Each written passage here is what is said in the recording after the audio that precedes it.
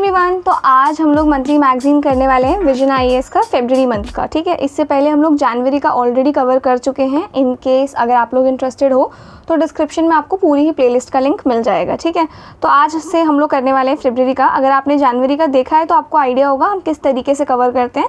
हम लोग जैसे ये पॉलिटी एंड गवर्नेंस एक सेक्शन हो गया, इंटरनेशनल रिलेशंस एक सेक्शन हो गया, ऐसे कवर हम लोगों ने किया है जनवरी वाला।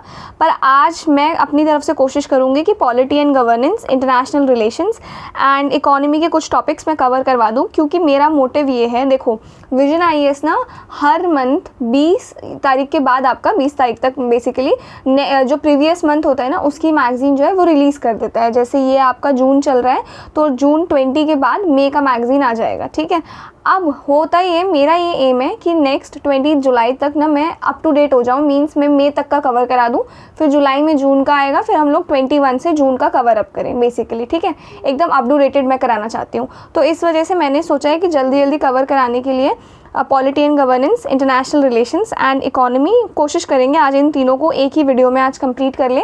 तो मेरा मोटिव है कि 3 वीडियोस में ही आपका फरवरी का कंप्लीट हो जाए। सिमिलरली मार्च एंड अप्रैल, इस तरीके से हम लोग 20 तारीख तक मैगजीन जो है कवर कर लें। ठीक है, आई होप समझ में आ रहा होगा आपको।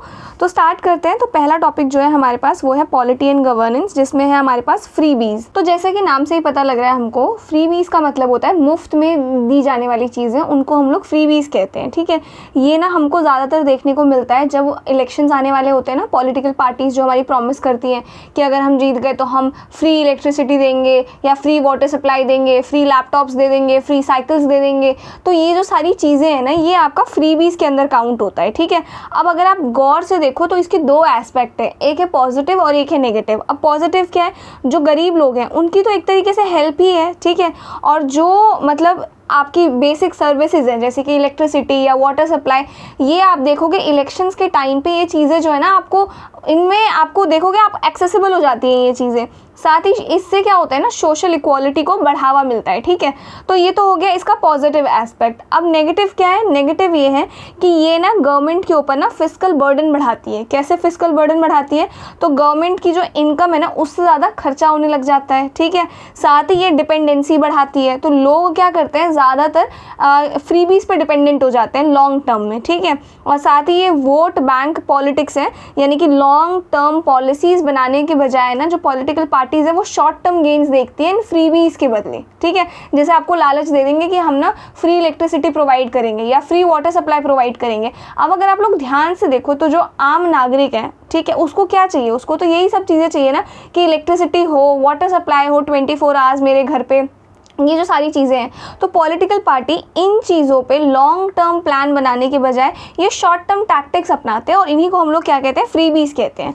तो अभी रिसेंटली क्या हुआ है, सुप्रीम कोर्ट ने ये सवाल उठाया है कि ये जो फ्रीबीज है ना, ये लोगों के अंदर पैरासाइटिक लाइफस्टाइल ना डेवलप कर दे। अब पैरासाइटिक लाइफस्टाइल क्या होता है, जैसे आपने देखा होगा जो पैरासाइट होता है वो अपने होस्ट के ऊपर डिपेंडेंट रहता है। ठीक है, तो वही जो लोग हैं ना वो लॉन्ग टर्म में इन फ्रीबीज के ऊपर ही डिपेंडेंट ना हो जाए, ऐसा ना हो कि मेहनत कम करने लगे और फ्रीबीज के ऊपर ही डिपेंडेंट रहे। तो ये सुप्रीम कोर्ट का कंसर्न है। देखो फ्रीबीज की अगर बात करें तो जहाँ एजुकेशन नहीं है जिनके पास, या जिनके पास ऐसा कोई रोजगार का कुछ वो नहीं है जिससे वो लोग कमा सके, राइट, तो उनके लिए तो एक तरीके से ठीक है फ्रीबीज। ठीक है, लेकिन हमें फ्रीबीज, देखो फ्रीबीज एक अलग चीज़ है और एक होता है वेलफेयर स्कीम। जैसे आपको पता होगा एमजी नरेगा है। एमजी नरेगा क्या करता है, वो 100 डेज़ का एम्प्लॉयमेंट प्रोवाइड करता है डेली वेज लेबर्स को। ठीक है, आपको 100 दिन का काम दिया जाएगा।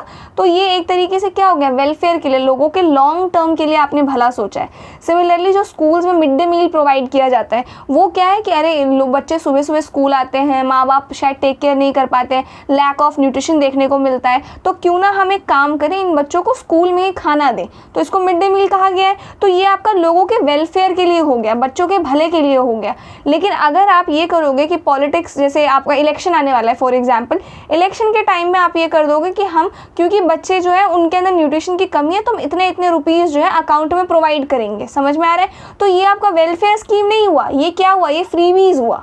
समझ में आ रहा है? जो आपका शॉर्ट टर्म प्रॉफिट देख रहे हो आप, लॉन्ग टर्म प्रॉफिट नहीं देख रहे हो। तो ये डिफरेंस होता है आपका वेलफेयरिज्म में और फ्रीबीज में, ठीक है।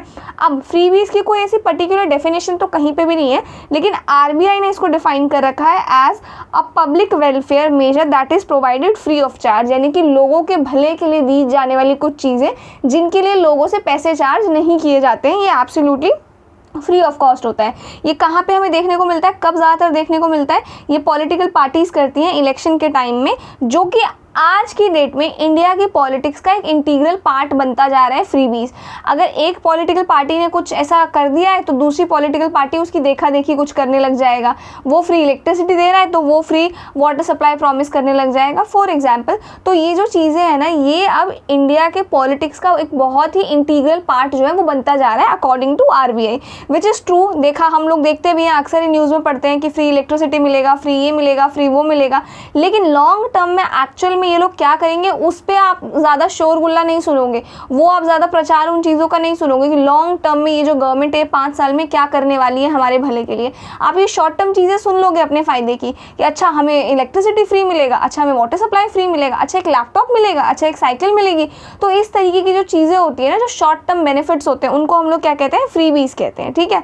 अब इन दोनों के बीच में थोड़ा बेसिक सा डिफरेंस समझते हैं। तो जैसे आपका वेलफेयरिज्म है, वेलफेयरिज्म क्या है? ये एक आपका कॉन्स्टिट्यूशनल ड्यूटी पर बेस्ड है। इसमें लोगों के लिए लॉन्ग टर्म और सस्टेनेबल एफर्ट्स किए जाते हैं जिससे लोगों का ह्यूमन कैपिटल जो हो वो डेवलप हो सके, ठीक है। जैसे कि फॉर एग्जांपल यहाँ पे फूड सिक्योरिटी, आपका पब्लिक डिस्ट्रीब्यूशन सिस्टम, ये जो है इसके बारे में बता रखा है। सिमिलरली एमजी नरेगा के बारे में बता रखा है, एजुकेशन एंड हेल्थ सपोर्ट के बारे में बता रखा है। तो जैसे गवर्नमेंट कल की डेट में कोई स्कीम लेके आती है कि जो बच्चे हैं उनकी जो एजुकेशन है ना वो फ्री ऑफ कॉस्ट होगी, ठीक है। तो वो अगर आप देखो तो वो फ्री भी नहीं है। ऐसा नहीं है कि वो लोग अभी कुछ शॉर्ट टर्म गेन कर रहे हैं उस चीज़ से, बल्कि वो अगर आप देखो तो वो लॉन्ग टर्म बेनिफिट है। लोगों के लिए, बच्चों के लिए एजुकेशन फ्री किया गया है, इसका मतलब क्या है? ताकि माँ बाप पर उनका बोझ ना पड़े उनकी एजुकेशन फीस का। समझ में आ रहा है? तो सिमिलरली अगर आपने लास्ट उसमें देखा था जनवरी वाले में, हमने स्कीम्स देखी थी काफ़ी सारी जिसमें लड़कियों को बेनिफिट दिया जाता है। क्यों? 1 लाख रुपये, 1.5 लाख रुपये अगर वो 12th पास आउट कर लेते हैं तो क्यों ऐसा दिया जाता है? अब ये फ्री भी हो गया कि वेलफेयरिज्म हो गया? तो ये वेलफेयरिज्म हो गया क्योंकि लड़कियों को एक तो पहले स्कूल नहीं भेजा जाता था, बर्डन समझा जाता था कि दहेज के लिए पैसे कहाँ से आएंगे, इतना हम उनके एजुकेशन पे क्यों लगाए। तो गवर्नमेंट ने उस प्रॉब्लम को ही सॉल्व कर दिया। 12th के बाद उसको कुछ एक्स अमाउंट मिलेगा, अब उससे आप उसकी शादी करा दो या फिर उसके फर्दर एजुकेशन में वो पैसा आप लगा दो। समझ में आ रहा है? तो वो गवर्नमेंट ने जो काम किया है वो बच्चों के वेलफेयर के लिए किया है, ठीक है। तो ये हो गया आपका वेलफेयरिज्म। अब बात करते हैं फ्रीबीज क्या होता है। तो फ्रीबीज आपका शॉर्ट टर्म एक तरीके से होता है, शॉर्ट टर्म शॉर्टकट्स मान लो, फ्री बिजली, फ्री पानी, आपका लोन माफ़ कर दिया जाएगा। तो एक तरीके से देखो तो इसमें ना आप एक इंडिविजुअल का भला हो रहा है एक तरीके से देखो तो, ठीक है। लोन माफ़ होगा, मेरा होगा, फ्री बिजली होगा, मेरे लिए होगा, फ्री पानी होगा, मेरे लिए होगा। तो ये इस तरीके के काम है, समझ में आ गया। तो ये एक तरीके से क्या करता है, एक तो लोगों को डीमोटिवेट करता है काम के लिए, ठीक है। अब फ्री इलेक्ट्रिसिटी हो गया तो मैं जितना चाहे अब इलेक्ट्रिसिटी बर्बाद करूँ, मेरा तो बिजली बिल ही नहीं आएगा। फ्री पानी हो गया तो मैं चाहे जितना चाहे पानी बर्बाद करूँ, मेरा तो बिजली बिल ही नहीं आएगा, पानी बिल ही नहीं आएगा। समझ में आ रहा है? तो इस तरीके की जो चीज़ें हैं ना, ये फ्रीबीज के अंदर काउंट होती हैं, ठीक है। ये मार्केट को डिस्टॉर्ट कर देता है, वही बता रखा है यहाँ पे। साथ ही आपका क्रेडिट कल्चर ख़त्म कर देता है, ये डिस्करेज कर देता है लोगों को काम करने से, ये ऐसा सुप्रीम कोर्ट का मानना है, ठीक है। Now multiple approaches to welfarism, यानी कि वेलफेयरिज्म को इन तीनों ही एस्पेक्ट में कैसे देखा जाता है, charity approach, needs approach, rights based approach. तो पहला चैरिटी अप्रोच की बात की जाए तो इसको ऐसा समझा जाता है कि ये ना रिच लोगों की ड्यूटी है टूवर्ड्स पुअर पीपल, कि रिच लोग जो है उनकी हेल्प करें। तो यहाँ जो गरीब लोग हैं ना उनको एज अ विक्टिम की तरह देखा जाता है। समझ में आ गया? Focus on input not outcome, ये लोग इनपुट पे फोकस करते हैं कि हमें ये करना है। अब आपने जो किया है उससे उसका भला हुआ है या नहीं हुआ है, आउटकम से उनका कोई लेना देना नहीं है। समझ में आ गया?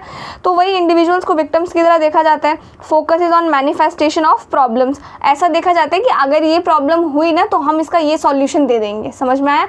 तो ये प्रॉब्लम्स की तरफ ज़्यादा फोकस्ड है, इंस्टेड ऑफ कि जो मार्केट में ऑलरेडी एग्जिस्टिंग प्रॉब्लम्स हैं उनका क्या सॉल्यूशन दिया जा सकता है। समझ में आ रहा है वो। फिर बात करते हैं नीड्स अप्रोच। तो ये लोगों की ज़रूरतें जो होती है ना वो समझी जाती है। वहाँ यहाँ पे फोकस होता है इनपुट और आउटपुट दोनों ही सेक्शंस पे, कि जो हम लोग इनपुट दे रहे हैं उसका हमें क्या आउटपुट मिल रहा है, ठीक है। साथ ही जो इंडिविजुअल या लोग हैं, गरीब लोग, उनकी क्या एग्जैक्टली हमें हेल्प करनी चाहिए, ये क्या ज़रूरतें हैं उनकी, उन पर ये ज़्यादातर फोकस है, ठीक है, फोकस्ड है ये। फिर आता है राइट बेस्ड अप्रोच। तो गरीब अपने राइट्स को लीगल और मॉरल ड्यूटी के बेसिस पे क्लेम कर सकते हैं। लोग एम्पावरमेंट के सेंटर में होते हैं। फोकस होता है स्ट्रक्चरल इश्यूज और उनके मैनिफेस्टेशन पे। समझ में आ गया। तो ये हो गया एक तरीके से मॉरल ड्यूटी की तरह काम करते हैं लोग, ठीक है, कि हमारी ये मॉरल ड्यूटी है कि हम इसको लीगल सपोर्ट प्रोवाइड कराएं, क्योंकि ये जो बंदा है ना ये खुद अफोर्ड नहीं कर सकता। एक एग्जांपल दे रही हूँ मैं, या हमारी मॉरल ड्यूटी है कि हमें इसके लिए ये काम करना चाहिए, तो वो आपके अंदर से आ रहा है, मॉरली आ रहा है आपके, ठीक है। तो that is your right based approach, ठीक है। इसके बाद कॉन्स्टिट्यूशनल लीगल पर्सपेक्टिव देखते हैं, यानी कि फ्रीबीज और वेलफेयरिज्म को लेके हमारा कॉन्स्टिट्यूशन क्या कहता है, ठीक है। तो ये कह रहे हैं जो हमारे DPSPs हैं उनके आर्टिकल नंबर 38, 39, 41 स्टेट को ये पावर देते हैं, स्टेट यानी कि गवर्नमेंट को ये पावर देते हैं ऐसा सोशल ऑर्डर क्रिएट करना जहाँ पे क्या कहते हैं पब्लिक वेलफेयर हो। साथ ही ये इंश्योर करना है कि मेन एंड वुमेन दोनों के पास एडिक्वेट मीन्स ऑफ लाइवलीहुड हो, यानी कि दोनों के पास ही इक्वल अपॉर्चुनिटीज़ हो, इक्वल कमाने के ज़रिए हो। ये देन कहता है प्रिवेंट कॉन्सेंट्रेशन ऑफ वेल्थ, यानी कि ऐसा ना हो कि सिर्फ कुछ लोगों के पास ही जो है वेल्थ है जिसको वो लोग कंट्रोल कर रहे हैं, ठीक है। देन आर्टिकल नंबर 41 है ये, जो ये कहता है कि कुछ सिचुएशंस में right to work, right to education and public assistance देने की रिस्पॉन्सिबिलिटी जो है ये स्टेट पे यानी कि गवर्नमेंट पे होती है। और इसी चीज़ यही आपका लूप होल है जिसका इस्तेमाल करके जो ये पॉलिटिकल पार्टीज़ है ना ये फ्रीबीज का प्रॉमिस करती हैं और जब जीत जाते हैं तो ये फ्रीबीज प्रोवाइड भी करती हैं। कैसे देखो, तो ये सुप्रीम कोर्ट का जजमेंट है आपका सुब्रमण्यम बालाजी केस 2013 का। इसमें 2 जजेस की बेंच बैठी थी। इन्होंने ये बोला जैसे टीवी, लैपटॉप जैसे जो फ्री डिस्ट्रीब्यूशंस हैं अगर एलिजिबल और डिजर्विंग लोगों को दिए जा रहे हैं तो ये DPSP से रिलेटेड है, कोर्ट इसमें इंटरफेयर जो है आपका नहीं करेगी। समझ में आ गया। कहने का मतलब क्या है कि अगर फ्रीबीज लोगों के वेलफेयर के लिए हैं और DPSP से जुड़ी हुई हैं तो वो कॉन्स्टिट्यूशनली वैलिड हो सकती हैं। और इसी चीज़ का इस्तेमाल करते हैं जितने पॉलिटिकल पार्टीज़ होते हैं, यही आपका लूप होल है जो DPSP है 41, जो कि ये कहता है कि आप लोगों के भले के लिए फ्रीबीज प्रोवाइड कर सकते हो बेसिकली, ठीक है। तो अब लोगों का भला टीवी में है, लैपटॉप में है, जैसे कि अब ऑनलाइन चीज़ें आ गई हैं, सारा कुछ वर्चुअली हो गया है, तो अब बच्चों को लैपटॉप चाहिए। अब हर हाउस होल्ड लैपटॉप अफोर्ड नहीं कर सकता है, राइट। तो अब पॉलिटिकल पार्टी कोई प्रॉमिस करेगी कि हम लैपटॉप प्रोवाइड करेंगे ताकि बच्चों का एजुकेशन जो है वो अच्छे तरीके से हो सके। तो अब ये DPSP के अंदर आ रहा है, समझ में आ रहा है। तो कोर्ट चाह के भी इस चीज़ में जो है वो इंटरफेयर नहीं कर सकती है, और यही ये वाला जो केस है आपका कहता है, ठीक है। इसके बाद है हमारे पास Ashwini Kumar Upadhyay versus union of India, case is pending. तो इस केस में सुप्रीम कोर्ट डिसाइड कर रही है, अभी पेंडिंग है, क्या इलेक्शन के टाइम में जो फ्रीबीज प्रॉमिसेस दिए जाते हैं वो फेयर इलेक्शंस को अफेक्ट करते हैं या नहीं करते हैं, क्या उन्हें बैन किया जा सके या तो उन्हें रेगुलेट किया जा सके। तो ये केस अभी चल ही रहा है और इसका वर्डिक्ट बहुत इंपॉर्टेंट होगा इंडिया के इलेक्टोरल रिफॉर्म्स के लिए। एक तरीके से समझो इसको कि कैसे ये लोग लूप होल का इस्तेमाल करके फ्रीबीज एक तो प्रोवाइड कर रहे हैं। अब अगर गवर्नमेंट इस केस के अंदर कंट्रोल कर लेती है कि नहीं भाई आप बैन है ये सारी चीज़ें, आप इलेक्शंस के टाइम में नहीं कर सकते हो, तब एक्चुअली में हमें पता लगेगा कि कौन सी पॉलिटिकल पार्टी है जो लॉन्ग टर्म में लोगों का भला सोचती है, ठीक है। साथ ही आपका जो इलेक्शन कमीशन है उन्होंने ये कहा है कि पॉलिटिकल पार्टीज जब फ्रीबीज का वादा करती हैं कि आपको ये देंगे वो देंगे, तो उन्हें बताना चाहिए कि उनका फंडिंग कहाँ से आ रहा है, फंडिंग का सोर्स क्या है। जैसे अगर उन्होंने प्रॉमिस कर दिया वो लैपटॉप्स प्रोवाइड करेंगे इतने लोगों को, तो वो पैसे कहाँ से आ रहे हैं उनके पास, ठीक है। साथ ही तो अब इससे होगा क्या ना, इससे ट्रांसपेरेंसी आएगी और पब्लिक मिसगाइडेंस नहीं होगा, ठीक है, यानी कि पब्लिक को आप लोग मिसगाइड नहीं कर सकते हो। तो ये है पूरा आपका constitutional legal perspective welfarism and freebies को लेके, ठीक है।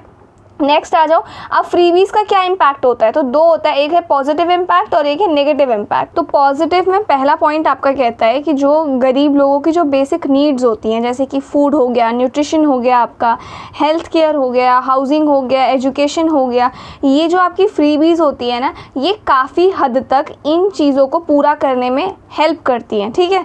दूसरा आपका कह रहा है जो आपके सोशल एंड जेंडर डिस्पैरिटीज़ है ना वो इन फ्रीबीज से कम हो जाते हैं। जैसे कि इसमें एग्जाम्पल एग्जाम्पल दे रखा है, एक तो मिड डे मील स्कीम का और एक फ्री बाईसाइकिल स्कीम का। तो फ्री बाईसाइकिल जो स्कीम्स है ना, उससे लड़कियों का स्कूल में एनरोलमेंट बढ़ा है, पुअर और मार्जिनलाइज लोग भी एजुकेशन सिस्टम का हिस्सा बन चुके हैं, और मिड डे मील स्कीम से बच्चे जो है स्कूल जाने लगे हैं। ठीक है, तीसरा आपका कह रहा है कि ये जो चीज़ है ना, ये इंक्लूसिविटी एंड सोशल मोबिलिटी को प्रमोट करता है। जब आपके फाइनेंशियल बैरियर्स नहीं होते हैं ना, मतलब फाइनेंशियली कोई दिक्कतें नहीं हैं, तो फिर सभी सेक्शंस ना इक्वल अपॉर्चुनिटीज़ उनको मिलने लग जाती हैं, सभी सेक्शंस को। ठीक है, तो वो ग्रो करने लग जाते हैं। तो वो जो एक आपका फाइनेंशियल बैरियर है ना, फॉर एग्जांपल स्कूल की फ़ीस ना दे पाना या हायर एजुकेशन के लिए फ़ीस ना दे पाना, लड़कियों को पढ़ाना नहीं है क्योंकि पैसे लगेंगे, तो ये जो चीज़ें हैं ना, जो पैसों की दिक्कतों की वजह से नहीं होती थी, तो फ्रीबीज़ के चलते वो दिक्कतें भी थोड़ी थोड़ी कम हो जाती हैं और लोगों को इक्वल अपॉर्चुनिटी मिलने लग जाती है।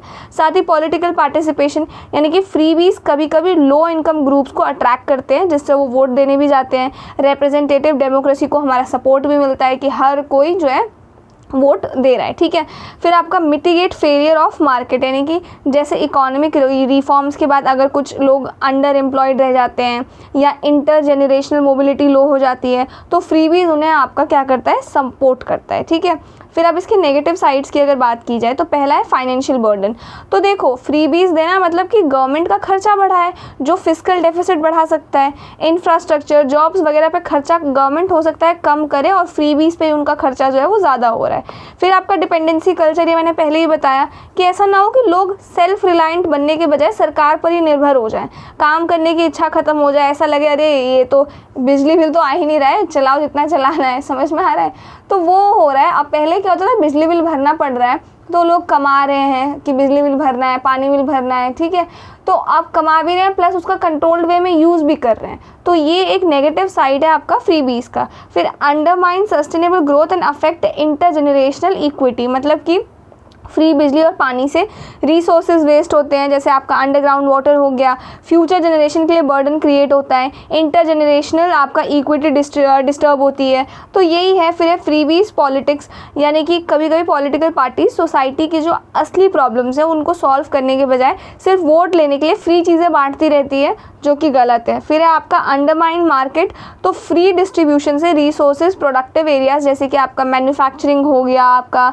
R&D हो गया, तो ये जो सारे सेक्टर्स हैं ना, इनमें आपका वो नहीं दिखना, हमें प्रोडक्टिविटी नहीं दिखती है, इससे क्वालिटी और कॉम्पिटिटिवनेस क्या होता है, वो गिर जाता है। तो ये पॉजिटिव और ये नेगेटिव साइड्स इन केस कहीं मेंस में आता है तो ये आपको पता होना चाहिए। साथ ही मैनी एक्सपर्ट्स, यानी कि काफ़ी सारे एक्सपर्ट्स ने ये चीज़ ऑब्जर्व किया है रिसेंट टाइम्स में कि वेलफेयर और आपका जो फ्रीबीज है ना, इनके बीच का जो फ़र्क है ना, वो करना अब मुश्किल हो रहा है। लोग और पॉलिटिशियंस दोनों ही इन दोनों टर्म्स को एक ही जैसे समझने लगे हैं, सिनोनिम्स के रूप में सिनोनिम समझने लग गए हैं आपका, किसको, वेलफेयर को और फ्रीबीज को, जो कि गलत है। अब स्टेप्स टू बी टेकन, अब इस चीज़ को ठीक करने के लिए क्या स्टेप्स लिए जा सकते हैं, जैसे फ्रीबीज थोड़े कंट्रोल किए जा सके, वेलफेयरिज्म पे लोगों का ज़्यादा ध्यान जाए। तो पहला है पॉलिसी रिफॉर्म्स, हमें पॉलिसीज़ जो है हमारी एग्जिस्टिंग उनमें रिफॉर्म्स लाने की ज़रूरत है, जैसे fiscal prudence and debt management. तो गवर्नमेंट को ऐसे वेलफेयर स्कीम्स पर ध्यान देना चाहिए जो सस्टेनेबल हो, लॉन्ग टर्म में चल सके।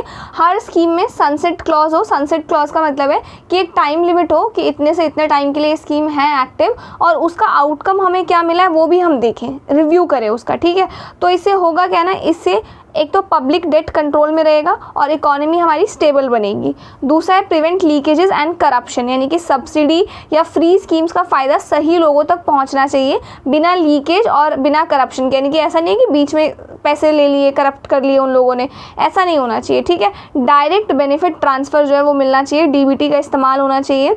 साथ ही आपका एक्सपैंड इंश्योरेंस कवरेज, यानी कि वल्नरेबल लोगों के लिए एक इंश्योरेंस, एक सेफ्टी नेट बनना चाहिए, जैसे कोविड-19 जैसे जो शॉक्स आए थे उस टाइम पे, हेल्थ हो गया आपका, क्रॉप हो गया आपका, तो और क्या कहते हैं, जॉब हो गया। तो इन केसेस में अगर ये चीज़ें छिन जाती है तो इनसे रिलेटेड कुछ इंश्योरेंस स्कीम जो है वो होना चाहिए। ठीक है, साथ ही आपका बिल्ड पॉलिटिकल कंसेंसस, सेंटर और स्टेट गवर्नमेंट को मिलकर काम करना होगा ताकि वेलफेयर स्कीम्स का मिसयूज़ रोक सके, और पॉलिटिकल विल जो है वो काफ़ी ज़्यादा ज़रूरी है, लोगों का हित चाहना, लोगों के लिए भला चाहना, ये काफ़ी ज़्यादा ज़रूरी है। फिर इसके बाद role of election commission. Election commission जो है आपका मैनिफेस्टोज को रेगुलेट करे, पॉलिटिकल पार्टीज से पूछताछ करे कि फंडिंग का सोर्स कहाँ है, कहाँ से फंडिंग आ रहा है आपका, साथ ही ट्रेड ऑफ्स क्या होंगे, किस सेक्टर का पैसा डाइवर्ट होगा, कहाँ से पैसा आप ला रहे हो। तो इससे होगा क्या ना, इससे कॉम्पिटिटिव पॉपुलिज्म, कॉम्पिटिटिव पॉपुलिज्म का मतलब होता है कि वोट लेने के चक्कर में ना आप जो आप नहीं भी कर सकते ना वो भी आप प्रॉमिस कर रहे हो, ठीक है, ज़्यादा ही जा रहे हो आप,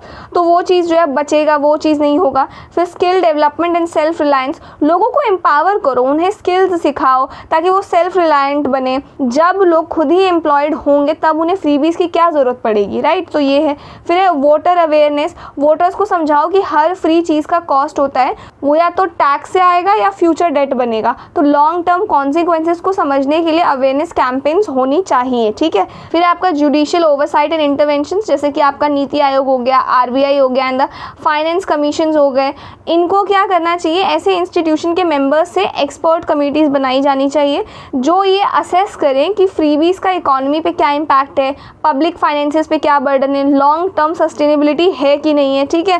साथ ही लर्निंग फ्रॉम ग्लोबल एग्जाम्पल्स, यानी कि हम लोग जैसे श्रीलंका 2019 में हुआ था कि टैक्स कम लिए जाएंगे, टैक्स कट कर दिए जाएंगे, इसका प्रॉमिस किया गया था इलेक्शन के टाइम में, ठीक है, इसको इम्प्लीमेंट भी किया गया।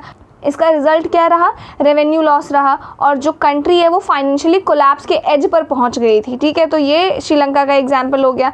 फिर आपका वेनेजुएला का एग्जाम्पल है, यहाँ पे फ्रीबीज एंड लोन वेवर्स जैसी पॉलिसीज जो हैं उसको इम्प्लीमेंट किया गया। रिजल्ट क्या रहा, इकोनॉमिक क्राइसिस आ गई, इन्फ्लेशन आ गए और ईयर्स तक रिकवरी जो है वो नहीं हो पाई। समझ में आ रहा है। तो ये हमें समझना चाहिए। देखो, फ्रीबीज कहने के लिए फ्रीबीज है, गवर्नमेंट आपको आज फ्री लैपटॉप दे रही है, फ्री साइकिल दे रही है मान लो, या free electricity, free water supply दे रही है, उसका पैसा गवर्नमेंट अपनी जेब से भर रही है। अब गवर्नमेंट जेब से कैसे भरेगी, गवर्नमेंट के पास कहाँ से आया पैसा, वो आपसे हाई टैक्स लेंगे फिर, समझ रहे हो।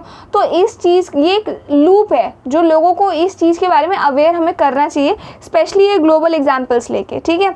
फिर इसके बाद है हमारे पास कंक्लूजन क्या है इसका। तो according to Nobel laureate Amartya Sen, इनके अकॉर्डिंग डेवलपमेंट का असली मतलब सिर्फ पैसा या इनकम नहीं होता है, ठीक है, बल्कि लोगों को एम्पावर करो, हेल्थ, एजुकेशन, स्किल्स, अपॉर्चुनिटीज़ दो ताकि वो अपना फ्यूचर खुद डिसाइड कर सके और सेल्फ रिलायंट बने, ठीक है। गवर्नमेंट को हर छोटी छोटी बात पे फ्री में कोई स्कीम लाने की कोई ज़रूरत नहीं है। ट्रू वेलफेयर तब होगा जब आप लोगों की स्किल्स पे काम करोगे, लोगों को सिखाने में काम करोगे, समझ में आ रहा है, उनको एजुकेट करो ताकि वो लोग सेल्फ रिलायंट बने। इस चीज़ को आप एग्जैक्टली कोट कर सकते हो, ये बहुत बढ़िया एग्जाम्पल है। आप इसको एज अ इंट्रोडक्शन भी स्टार्ट कर सकते हो अगर कुछ इससे रिलेटेड क्वेश्चन आया तो, या फिर कंक्लूजन में भी लिख सकते हो। तो this is very important line. इसके बाद है नेक्स्ट टॉपिक हमारा status of devolution to panchayat in states. तो recently ministry of Panchayati Raj ने एक रिपोर्ट रिलीज की है जिसका नाम है status of devolution to panchayat in state and indicative evidence based ranking. मतलब कि ये जो रिपोर्ट है ना, ये चेक करता है कि हर स्टेट और यूनियन टेरिटरी में जो पंचायत्स हैं उनकी क्या फंक्शंस कैसे कर रहे हैं वो लोग, क्या पावर्स हैं, उनको फंड कैसे दिए जा रहे हैं, ये सारी चीज़ें ये चेक कर रहा है। और पंचायत के पास किस हद तक पावर है, किस हद तक पंचायत जो है काम कर रहा है, ये सारी चीज़ें बेसिकली ये देख रहा है, ठीक है। अब आपको एक चीज़ पता होगा कि पंचायत को, हमारा जो कॉन्स्टिट्यूशन था ओरिजिनल, उसमें पंचायत का जिक्र नहीं था। पंचायत को स्टैब्लिश किया गया है 73rd कॉन्स्टिट्यूशनल अमेंडमेंट एक्ट से, ठीक है। अब उसके तहत पंचायत को कुछ पावर्स दे रखी हैं। तो कौन से ऐसे स्टेट्स हैं, यूनियन टेरिटरीज हैं जो उनको फुलफिल कर रहे हैं, वो इस रिपोर्ट में बेसिकली लिखा गया है, ठीक है, रिलीज किया गया है। अब इस रिपोर्ट को प्रिपेयर किसने किया है, तो इस रिपोर्ट को प्रिपेयर किया है Indian institute of public administration new Delhi. ये काफ़ी इंपॉर्टेंट है, इसलिए आपको ये चीज़ पता होनी चाहिए। नाउ ये कुछ की हाईलाइट है उस रिपोर्ट की। जैसे पहला है पंचायत डिवोल्यूशन इंडेक्स। तो इसमें ना हर स्टेट और यूनियन टेरिटरी को रैंक किया गया है 6 डायमेंशंस के बेसिस पर, ठीक है। अब वो 6 डायमेंशंस ये रहे, framework, function, finances, functionaries, capacity building, ठीक है, ये जो है आपका इसमें।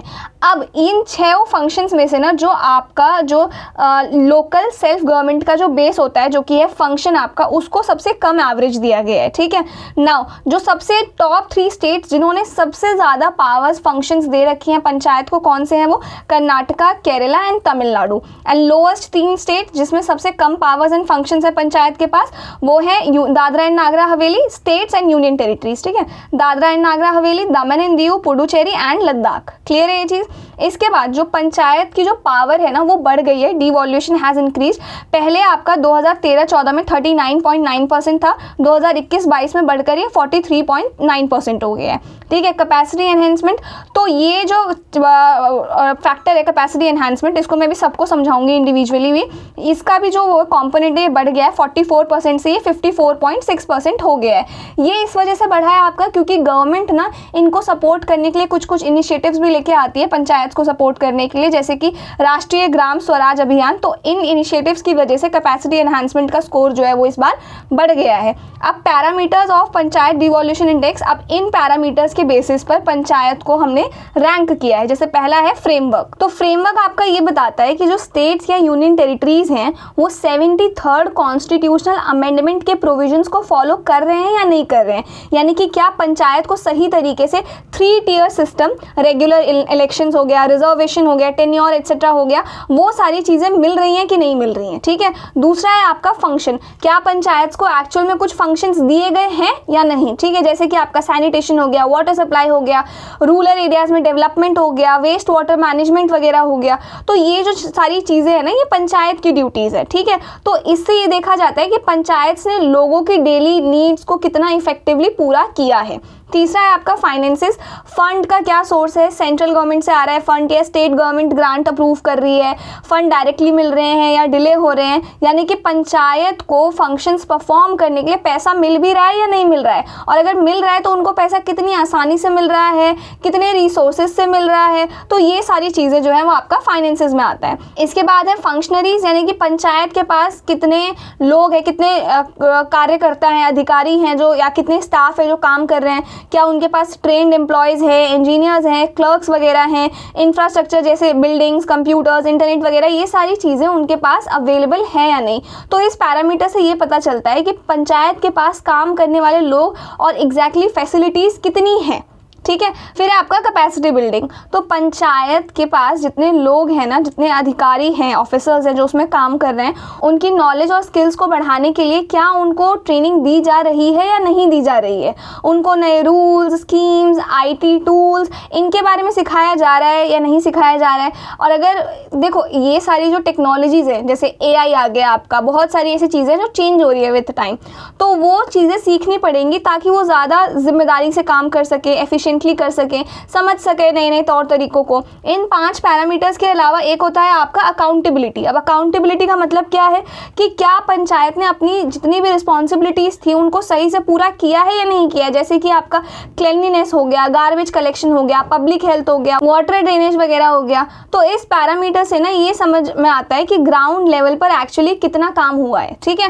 तो पैरामीटर्स ऑफ पंचायत डिवॉल्यूशन इंडेक्स समझ में आ गया। तो बेसिकली हमने हर स्टेट और यूनियन टेरिटरीज की पंचायत को असेस किया है इन 5 और एक जो मैंने आपको बता दिया अकाउंटेबिलिटी, 6 पैरामीटर्स के बेसिस पे, ठीक है, 6 डायमेंशंस पे।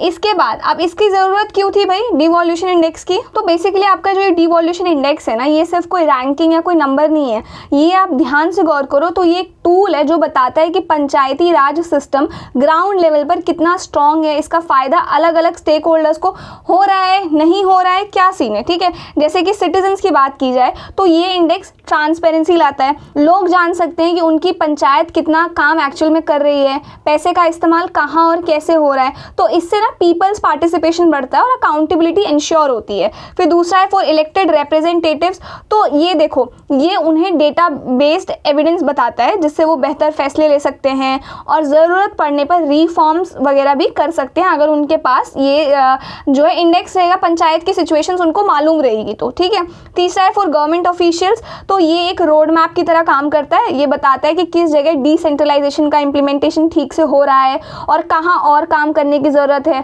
तो इससे वो अपने पॉलिसीज़ और प्रोग्राम्स को और बेहतर प्लान कर सकते हैं, ठीक है। लास्टली है फॉर पॉलिसी मेकर्स, तो ये इंडेक्स उन्हें ये समझाने में हेल्प करता है कि लोकल गवर्नेंस सिस्टम की ओवरऑल हेल्थ जो है कैसी है, किस स्टेट या रीजन में तुरंत रिफॉर्म्स की ज़रूरत है, तो प्रायोरिटी हमें किस स्टेट को देनी चाहिए, किस स्टेट की हालत बहुत ख़राब है वहाँ पे अर्जेंट रिफॉर्म्स चाहिए। तो इस इंडेक्स से ना हमें ये सारी चीज़ें जो हैं वो पता लगती हैं, ठीक है। नाउ अबाउट डिवॉल्यूशन ऑफ पंचायत, इसके बारे में समझते हैं। तो अभी मैं इतने टाइम से आपसे डिस्कस कर रही हूँ डिवॉल्यूशन ऑफ पंचायत, डिवॉल्यूशन ऑफ पंचायत। डिवॉल्यूशन का एक्चुअली मतलब क्या होता है? तो डिवॉल्यूशन का एक्चुअली मतलब होता है कि हायर अथॉरिटीज़ जैसे कि आपका स्टेट गवर्नमेंट्स हो गए, उनसे लोअर अथॉरिटीज़ जैसे कि पंचायत को powers, authority, rights, responsibilities, funds, duties, ये सारी चीज़ें जो हैं ये ट्रांसफ़र करना, ताकि वो अपने लेवल पर इंडिपेंडेंटली डिसीजंस ले सकें। यानी कि जो हमारे जहाँ पंचायत है गाँवों में, ठीक है, वहाँ की समस्याएं क्या हैं, वो जो हाल है ना, सिचुएशन, वो गाँव के लोग ही बेटर समझ सकते हैं। और इसीलिए पंचायत को स्टैब्लिश करने का आइडिया गांधी जी का शुरू से ही था। गांधीयन प्रिंसिपल पे बेस्ड है पंचायती राज इंस्टीट्यूशंस। तो इसीलिए उनका मानना ये था कि जो लोग उस एरिया से जुड़े हुए हैं ना, वही जान सकते हैं कि एग्जैक्टली क्या करना है, किस तरीके का रिफॉर्म लाने की ज़रूरत है, ठीक है। तो डिवॉल्यूशन आपका एक तरीके से एडमिनिस्ट्रेटिव डिसेंट्रलाइजेशन है। इसका फोकस है सेंटर या स्टेट गवर्नमेंट के काम लोकल लेवल पर भी अच्छे से हो सके, ठीक है। अब बात करते हैं कि पंचायत और कॉन्स्टिट्यूशन का क्या रिलेशन है। तो देखो, लोकल गवर्नमेंट जिसमें आपका पंचायत आते हैं, स्टेट लिस्ट का सब्जेक्ट है, स्टेट लिस्ट में आता है। अगर आपको नहीं पता है, नहीं पढ़ी आपने पॉलिटी, तो मैं एकदम बेसिक से बताती हूँ। तो 3 लिस्ट होती हैं हमारे पास, list 1 union list, list 2 state list, list 3 concurrent list. List 1 में जो सब्जेक्ट मेंशन है ना, उस पे सिर्फ और सिर्फ सेंट्रल गवर्नमेंट ही है जो कानून बना सकती है। लिस्ट 2 में सिर्फ और सिर्फ स्टेट गवर्नमेंट बना सकती है। लिस्ट 3 कॉन्करेंट होती है, अभी वो मत समझो आप। तो बेसिकली यहाँ समझने वाली बात यह है, पंचायत जो है ना वो लिस्ट 2 में आता है, यानी कि स्टेट गवर्नमेंट के पास पूरा कंट्रोल है कि वो पंचायत को किस तरीके से हैंडल करते हैं, ठीक है। तो पंचायत को कितनी पावर दी जाए ये डिसाइड करना स्टेट गवर्नमेंट के हाथ में होता है, ठीक है। कॉन्स्टिट्यूशन ने 73rd अमेंडमेंट के थ्रू स्ट्रक्चर तो दिया है, लेकिन एक्चुअल पावर देना किसकी मर्जी है? स्टेट्स की मर्जी है। स्टेट्स पर ये काम छोड़ा गया है कि एक्चुअली में आप अपने स्टेट में किन किन चीज़ों को पंचायत को देते हो हैंडल करने के लिए, ठीक है।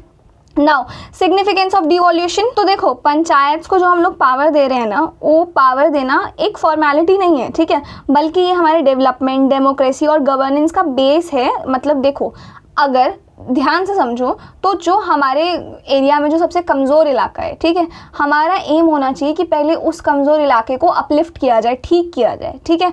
वो ठीक कैसे होगा? पंचायत से होगा। जो हमारे गाँवों के लोग हैं, गाँवों की जो प्रॉब्लम है, उसको आज ऐसे कोई रैंडम लोग नहीं समझ सकते हैं या रैंडम किसी स्कीम से नहीं ठीक हो सकता है। पंचायत को स्टैब्लिश हमने इसीलिए किया है ताकि वो लोग ग्राउंड लेवल पर काम करें। और अगर विलेज ठीक रहेगा, गांव के लोग ठीक रहेंगे, तो ऑब्वियसली ऑटोमेटिकली डेवलपमेंट तो होगा ही होगा, ठीक है। तो पहला क्या है? Enhance service delivery. जब पंचायत को असली पावर मिलती है तो वो लोगों के इश्यूज़ जैसे कि पानी, सफाई, स्ट्रीट लाइट्स, हेल्थ सर्विसेज वगैरह, इनका काम करते हैं ग्राउंड लेवल पर, जल्दी करते हैं और बेहतर तरीके से करते हैं। साथ ही alliance with constitution mandate provided under 73 amendment act. तो डिवॉल्यूशन डायरेक्टली आपका 73rd कॉन्स्टिट्यूशनल अमेंडमेंट के स्पिरिट को फॉलो करती है, जो लोकल सेल्फ गवर्नेंस का एकदम बेस है। समझ में आ रहा है? तो बस यही है, strengthen grass root of democracy. फिर है हमारे पास boost economic development and self reliance, strengthen fiscal health of PRIs। PRIs का मतलब हो गया आपका पंचायती राज इंस्टीट्यूशंस, ठीक है। तो यही है। अब इसके बाद देखते हैं कॉन्स्टिट्यूशनल प्रोविजन रिगार्डिंग डिवॉल्यूशन। अब डिवॉल्यूशन को लेके कॉन्स्टिट्यूशन में क्या लिखा गया है? तो आर्टिकल नंबर 243 का जो G पार्ट है वो ये कहता है कि स्टेट गवर्नमेंट को ये पावर दी गई है कि वो पंचायत को ऐसे पावर और रिस्पॉन्सिबिलिटी दे जिससे वो सेल्फ गवर्नमेंट की तरह काम कर सके, ठीक है। फिर आर्टिकल 243H ये क्या कहता है? स्टेट लेजिस्लेचर जो भी कानून बना सकती जिसमें पंचायत को tax, duties, tolls and fees वगैरह लेने की अथॉरिटी है, कलेक्ट करने की। तो ये क्यों किया गया है? ताकि पंचायत अपने रेवेन्यू सोर्स खुद मैनेज कर सके, ठीक है। फिर आर्टिकल नंबर 243 का I ये क्या कह रहा है? स्टेट फाइनेंस कमीशन हर 5 साल में बनाई जाएगी, जो डिसाइड करेगी कि स्टेट से पंचायत तक पैसा कैसे ट्रांसफर हो रहा है। समझ में आ रहा है? तो इससे फाइनेंशियल डिस्ट्रीब्यूशन में भी फेयरनेस आ जाएगा। फिर आर्टिकल 243 ZD ये कहता है कि डिस्ट्रिक्ट प्लानिंग कमेटी बनाई जाएगी। ये क्यों बनाया जाएगा? तो ये इसलिए बनाया जाएगा, ये देखेगा जो पंचायत और म्यूनिसिपैलिटीज़ के प्लान्स है ना, उनको मिलाकर पूरे डिस्ट्रिक्ट का डेवलपमेंट प्लान ये बनाएगी, ठीक है, यानी लोकल प्लान्स को एक साथ इंटीग्रेट करना ताकि एकदम होलिस्टिक डेवलपमेंट हो सके पूरे एरिया का, ठीक है। तो बस यही है। तो देखो एक तरीके से डिवॉल्यूशन बिना किसी डाउट के बहुत एक असेंशियल फाउंडेशन है, जैसे डेमोक्रेसी हमारी स्ट्रांग होगी, डेवलपमेंट फास्ट होगा, लोगों का भरोसा सिस्टम पर बनता है, तो ये सारी चीज़ें हैं। फिर है हमारे पास, अब इसमें कुछ चैलेंजेस भी देखने को मिलते हैं हमको। तो पहला तो है आपका फ्रेमवर्क। तो हर जगह ना इलेक्शंस होने चाहिए, तो हमें काफ़ी टाइम से इरेगुलर इलेक्शंस देखने को मिल रहे हैं, इलेक्शंस में काफ़ी डिले हो जा रहा है, या कुछ ऐसी हमें प्रॉब्लम्स देखने को मिल रही है जिससे पंचायत का डेमोक्रेटिक स्ट्रक्चर जो है ना वो वीक हो जाता है। इसमें एग्जाम्पल आपका दे रखा है, मध्य प्रदेश में 23,000 से ज़्यादा लोकल बॉडीज़ के इलेक्शंस डिले हो चुके हैं, ठीक है। तो इस ये सारी प्रॉब्लम्स हैं जो एक तरीके से इनएफिशिएंट बनाती हैं। फिर अब फंक्शंस की बात करें तो पंचायत को अभी भी मोस्टली ट्रेडिशनल सिविक ड्यूटीज़ तक ही हम लोगों ने लिमिटेड कर दिया है, जैसे कि सफाई कराओ, आप लोग पानी लगवाओ, पानी के टैंकर लगवाओ, ये सारी जो छोटे मोटे काम होते हैं। तो बेसिकली पंचायत अगर आप देखो तो एक तरीके से सुपरवाइजरी रोल में ही है, उनके पास एक्चुअल में डिसीजन मेकिंग पावर अभी भी नहीं है, समझ में आ रहा है। तो ये काम करने की ज़रूरत है, हमें थोड़ा सा उनको अपलिफ्ट करने की ज़रूरत है। फिर पैरासाइटल बॉडीज़, तो कई सारी बॉडीज़ ऐसी होती हैं, कई सारे कमीशंस ऐसे होते हैं जो गवर्नमेंट बना देती है किसी ना किसी काम को इम्प्लीमेंट करने के लिए।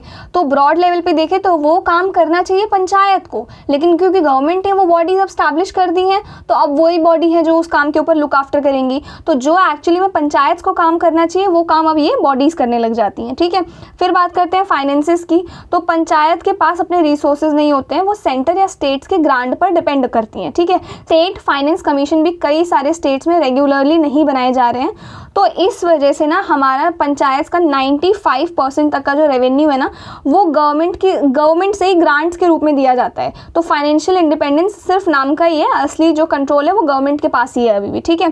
फिर बात करते हैं फंक्शनरीज की। तो पंचायत के पास ट्रेंड स्टाफ की कमीज़ है, इंजीनियर्स नहीं है, अकाउंटेंट नहीं है, तो ये सारी चीज़ें जो है ना, जब ट्रेंड स्टाफ ही नहीं है तो कैसे ये सारे काम इम्प्लीमेंट होंगे, ठीक है। एक ही सेक्रेटरी है, उनके ऊपर बहुत सारी ग्राम पंचायत की रिस्पॉन्सिबिलिटी आ जाती है, तो ये देखने को मिला है। फिर है कैपेसिटी बिल्डिंग। तो training, digital skills, IT infrastructure वगैरह इन सब की कमी है, और बहुत सारे पंचायत इंफ्रास्ट्रक्चर तो कच्चे हैं, कंप्यूटर्स भी नहीं है, समझ में आ रहा है। और यहाँ बताया भी गया है कि सिर्फ आपका 7 स्टेट्स या यूनियन टेरिटरीज़ हैं, उनके 100% पंचायत ऑफिसेज पक्के बिल्डिंग है, सिर्फ 7 स्टेट्स और यूनियन टेरिटरीज में, समझ में आ रहा है। और 40,000 प्लस ग्राम पंचायत के पास कंप्यूटर्स ही नहीं है। तो अगर मॉडर्न टूल्स ही नहीं है, मॉडर्न लोग ही नहीं है, मॉडर्न टेक्नोलॉजीज काम स्किल्ड ही नहीं है, तो कैसे काम करेंगे वो। फिर अकाउंटेबिलिटी की बात की जाए तो लोगों का पार्टिसिपेशन कम है, लोग अकाउंटेबिलिटी के टूल्स जैसे सोशल ऑडिट वगैरह हो गया इसके बारे में अवेयर ही नहीं है, इससे करप्शन और फंड्स वगैरह का मिसयूज़ हो जाता है। जैसे इसमें एग्जाम्पल दे रखा है कि कृष्णा डिस्ट्रिक्ट तमिलनाडु में 70% पंचायत में फंड का मिसयूज हुआ है, ठीक है। तो बेसिकली पंचायत को पावर देना ही काफ़ी नहीं है। एक तरीके से आप देखो तो नाम की पेपर पे ही है खाली, ना आप उनको फंड दे रहे हो, ना स्किल्ड वर्कर्स दे रहे हो, ना आप इंफ्रास्ट्रक्चर दे रहे हो, और तो किस तरीके से वो बेचारे अपना काम परफॉर्म करेंगे, तो इनएफिशिएंट तो होंगे ही ना। फिर बात करते हैं रिकमेंडेशंस एज पर रिपोर्ट। अब इस रिपोर्ट ने ना ये जो कमियां हमने ऊपर डिस्कस की हैं इसके लिए कुछ रिकमेंडेशंस भी दिए हैं, जैसे कि पहला है स्ट्रेंथनिंग स्टेट इलेक्शन कमीशन। तो बेसिकली जो इलेक्शंस हैं, इलेक्शन से जुड़े हुए सारे काम जैसे कि डेट फिक्स करना, आपका वार्ड बनवाना, इनका काम जो है ना ये स्टेट इलेक्शन कमीशन के पास होना चाहिए। कॉमन इलेक्टोरल रोल जो है, एक ही वोटर लिस्ट होनी चाहिए जो हर साल अपडेट हो, इससे पॉलिटिकल इंटरफेरेंस कम होगा और फेयर और टाइमली इलेक्शंस हो पाएंगे पंचायत के। फिर बात करते हैं रिजर्व्ड सीट की। तो आपका SC ST हो गया, विमेन हो गए, तो और जनरल कैटेगरीज के रिजर्व्ड सीट्स जो हैं वो 2 से 3 टर्म्स के लिए फ्रीज की जाएं, ताकि लोग एक ही सीट पर काम करते करते एक्सपीरियंस ले और एफिशिएंट लीडर बन सके, ठीक है। फिर बात करते हैं ऑटोनॉमी की। तो सेंट्रल सेक्टर स्कीम्स जो हैं इनमें पंचायत को एक्टिवली इन्वॉल्व किया जाना चाहिए। 11th शेड्यूल के सब्जेक्ट जो हैं like rural development, health, water, sanitation, तो इनको पंचायत को ही ट्रांसफ़र किया जाए, ना किसी और पैरेलल बॉडी को। ऐसा नहीं है कि वाटर की प्रॉब्लम के लिए आपने कोई नेशनल वाटर कमीशन स्टैब्लिश कर दी है या state water commission for example establish कर दिया है, ऐसा नहीं है। पंचायत की जो ड्यूटी है उनको ड्यूटी दो, रियल पावर्स उनको तभी मिलेंगी, ठीक है। फिर बात करते हैं फंडिंग की। तो स्टेट फाइनेंस कमीशन को ना हर 5 साल में टाइम से बनाया जाना चाहिए, रिपोर्ट को स्टेट लेजिस्लेचर में प्रेजेंट किया जाना चाहिए। पंचायत के पास डाइवर्स फंडिंग के रिसोर्सेज होने चाहिए, ना कि सिर्फ आपको ग्रांट्स मिल रहे हैं सेंट्रल और स्टेट गवर्नमेंट से, समझ में आ रहा है। अगर वो नहीं मिले तो फिर मुसीबत हो जाती है। फिर अकाउंटेबिलिटी की बात करें तो स्ट्रिक्ट फाइनेंशियल अकाउंटेबिलिटी इंश्योर किया जाना चाहिए, इंडिपेंडेंट ऑडिट होना चाहिए, पब्लिक फाइनेंशियल मैनेजमेंट सिस्टम जो है ये मैंडेटरी होना चाहिए, और सारे पैसों का यूटिलाइजेशन सर्टिफिकेट डिजिटल सिस्टम से ट्रैक होना चाहिए। तो इससे क्या होगा, करप्शन और फंड मिसयूज जो हो रहा है ना वो एकदम ज़ीरो हो जाएगा, ठीक है, इसका गोल यही है। फिर बात करते हैं मैन पावर की, तो पंचायत को पावर मिलनी चाहिए कि वो एडहॉक स्टाफ अपॉइंट कर सके, एक्सपर्ट्स को हायर कर सके, और वर्कलोड के हिसाब से स्टाफ का इक्विटेबल डिस्ट्रीब्यूशन होना चाहिए। समझ में आ गया, ये चीज़ है। फिर बात करते हैं कैपेसिटी बिल्डिंग की, तो पंचायत रिप्रेजेंटेटिव्स को प्रॉपर ट्रेनिंग मिलनी चाहिए, एक स्ट्रक्चर्ड करिकुलम होना चाहिए। टॉपिक्स कुछ ऐसे हो सकते हैं, पब्लिक सर्विस मैनेजमेंट हो गया, और फाइनेंशियल एंड पर्सनल मैनेजमेंट हो गया, ई गवर्नेंस वगैरह हो गया। तो ये सारे सब्जेक्ट्स पे इनको थोड़ा सा ट्रेन करना चाहिए, एजुकेट करना चाहिए। जैसे आपका MBA होता है मैनेजर्स के लिए, वैसे ही PRI मेंबर्स के लिए लोकल गवर्नेंस कोर्स हो, कुछ इस तरीके का हो जाए तो वो बेटर हो जाएगा। लोगों को अपॉइंट करने में भी उनकी क्वालिफिकेशन हम देख के समझ पाएंगे कि ये बंदा ऑलरेडी स्किल्ड है, तो ये पंचायत में काम कर सकता है। तो ये सारी चीज़ें हैं, आई होप आपको समझ आ गया हो। इसके बाद नेक्स्ट है हमारे पास प्रॉक्सी रिप्रेजेंटेशन इन PRIS। अब ये क्या है इसको समझते हैं। तो यही पंचायती राज इंस्टीट्यूशंस की बात हो रखी है यहाँ पे। बट इससे पहले गाइस, अगर आप लोग प्रिपरेशन कर रहे हो ना तो ट्राई टू स्टे इंडोर्स। बहुत गर्मी है भाई दिल्ली में। मैं भी रिसेंटली गई थी, 2-3 दिन मुझे कुछ बाहर का काम था, और इतनी गंदी तरीके से मुझे लू लग गई है कि मैं कितना 8 दिन हो गया आई थिंक मुझे अपलोड किए हुए, और मैं डेली थोड़ा थोड़ा करके रिकॉर्ड कर रही हूँ। इतनी बुरी हालत हो गई है। So please be healthy, be safe, क्योंकि आप लोग एक दिन भी अफोर्ड नहीं कर सकते हो, राइट, बर्बाद करना। तो अब देखते हैं, न्यूज़ पे चलते हैं वापस। तो रिसेंटली आपका मिनिस्ट्री ऑफ पंचायती राज ने सेम कुछ ऐसे मेथड्स बताए, रेकमेंड किए हैं, जिससे जो प्रॉक्सी पार्टिसिपेशन है ना पंचायती राज इंस्टीट्यूशन में, उसको ख़त्म किया जा सके। तो बेसिकली होता क्या है ना, मैं आपको ब्रॉडर लेवल पे समझाती हूँ। पंचायत है या फिर लोकसभा है या राज्यसभा है या कहीं भी है, ठीक है, वहाँ पे हर कोई चाहता है कि विमेन का पार्टिसिपेशन जो है ना बढ़े, ठीक है, और वुमेन को सीट मिले बेसिकली। तो इसके लिए सीट रिजर्व की जाती है। अब जो मेल कैंडिडेट्स हैं, उनके हस्बैंड हो गए, उनका भाई हो गया, कोई भी हो गया, जो कि उस मुकाम तक नहीं पहुंच पाते हैं, और उनकी जो फीमेल है उनके बिहाफ पे वो पहुंच जाते हैं, तो वो लोग क्या करते हैं ना, डायरेक्टली और इनडायरेक्टली उस पोजीशन का कंट्रोल करने लगते हैं। तो पंचायत में भी विमेन रिप्रेजेंटेशन है, विमेन इलेक्ट होके गई हैं, उनकी जगह पे वो सारा काम काज कौन संभालने लगता है, या तो उनका हस्बैंड, या तो उनका भाई, या तो कोई भी मेल कैंडिडेट उनके बिहाफ पे। ये प्रॉब्लम काफ़ी ज़्यादा देखी जा रही है। तो इसी को प्रॉक्सी कहा गया है, जब उनके बदले कोई और आ जाता है, उसी को प्रॉक्सी कहते हैं। तो बेसिकली इस प्रॉब्लम को दूर करने के लिए मिनिस्ट्री ऑफ पंचायती राज ने कुछ स्टेप्स बताए, कुछ रेकमेंड किया, उनको देखेंगे फिलहाल।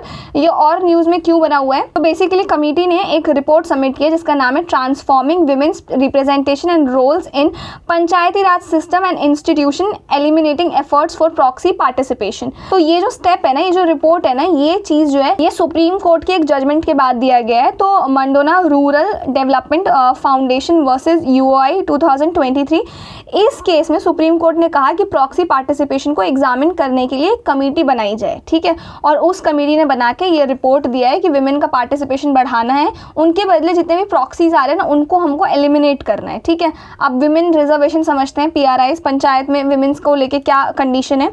तो पहला है आपका कॉन्स्टिट्यूशनल मैंडेट। तो 73rd कॉन्स्टिट्यूशनल अमेंडमेंट एक्ट 1992 ने पंचायती राज सिस्टम को इंट्रोड्यूस किया था, और इसमें ये लिखा हुआ है कि 1/3 जो सीट्स है ना वो रिजर्व होंगी विमेन के लिए, यानी कि 33% सीट्स जो है किसके लिए रिजर्व है, विमेन के लिए। तो ये स्टेप बेसिकली जेंडर इक्वालिटी और विमेन एम्पावरमेंट के लिए बहुत ज़्यादा इंपॉर्टेंट था, ठीक है, उस टाइम पे। नाउ अब आज के टाइम पे आपका 21 स्टेट्स ने इससे बढ़कर 50% रिजर्वेशन तक कर दिया है। सबसे पहले बिहार था जिसने ये काम किया है। तो अभी 33% से बढ़ के कितना हो गया, 50% रिजर्वेशन हो गया है। और करंट रिप्रेजेंटेटिव्स क्या हैं, तो आज की डेट में 46.6% इलेक्टेड रिप्रेजेंटेटिव्स जो हैं PRIs में वो पेपर है, लेकिन ये बैलेंस सिर्फ ऑन पेपर है, सिर्फ पेपर पे ये चीज़ लिखी हुई है, ठीक है। नाउ असली इशू क्या है, इशू ऑफ प्रॉक्सी रिप्रेजेंटेशन। तो कई जगह पे रियल इलेक्टेड विमेन जो है वो काम नहीं करती है, उनकी जगह पे उनके पति, उनके भाई, या उनके फादर इन लॉ, या उनके फादर, ये लोग हैं जो डिसीजन लेते हैं। समझ में आ गया। तो ये जो चीज़ है ना, इस चीज़ को क्या बोलते हैं, सरपंच पति कल्चर बोलते हैं, इसके नाम से भी जाना जाता है। अब इसमें प्रॉब्लम्स क्या है, प्रॉब्लम तो ये है कि विमेन एम्पावरमेंट सिर्फ दिखावा है, एक तरीके से वो दिखावा बन गया है बस। विमेन को ट्रेनिंग या डिसीजन मेकिंग का एक्सपीरियंस नहीं मिलता है, लोकल गवर्नेंस में रियल अकाउंटेबिलिटी नहीं होती है। तो इस चीज़ से बचने के लिए हमें क्या करना चाहिए, हमें एक तो अवेयरनेस फैलाना चाहिए, विमेंस को ट्रेन करना चाहिए, एजुकेट करना चाहिए, ये जो सारी चीज़ें हैं ना ये काफ़ी इंपॉर्टेंट है। और अगर हम ये नहीं करेंगे तो विमेन जो है वो इफेक्टिव लीडर्स जो है वो नहीं बन पाएंगी, ठीक है। नाउ की reform propose by the committee. अब उस कमेटी ने क्या रिफॉर्म सजेस्ट किए हैं जिससे इस चीज़ को रोका जा सकता है। पहला तो है स्ट्रिक्ट पेनल्टीज। तो भाई अगर मेल इंटरफेरेंस कर रहा है, ठीक है, और वो चीज़ प्रूव हो गई है तो पनिशमेंट दो या फिर आप स्ट्रिक्ट पेनल्टी लगाओ। तो ये चीज़ है, अभी ये डिटेल्स डिसाइड नहीं हुई है लेकिन मैसेज क्लियर है कि ये जो प्रॉक्सी लीडरशिप है ना इसको ख़त्म करना है, टॉलरेट हमें नहीं कर सकते अब हम। फिर है स्ट्रॉन्गर पॉलिसीज़।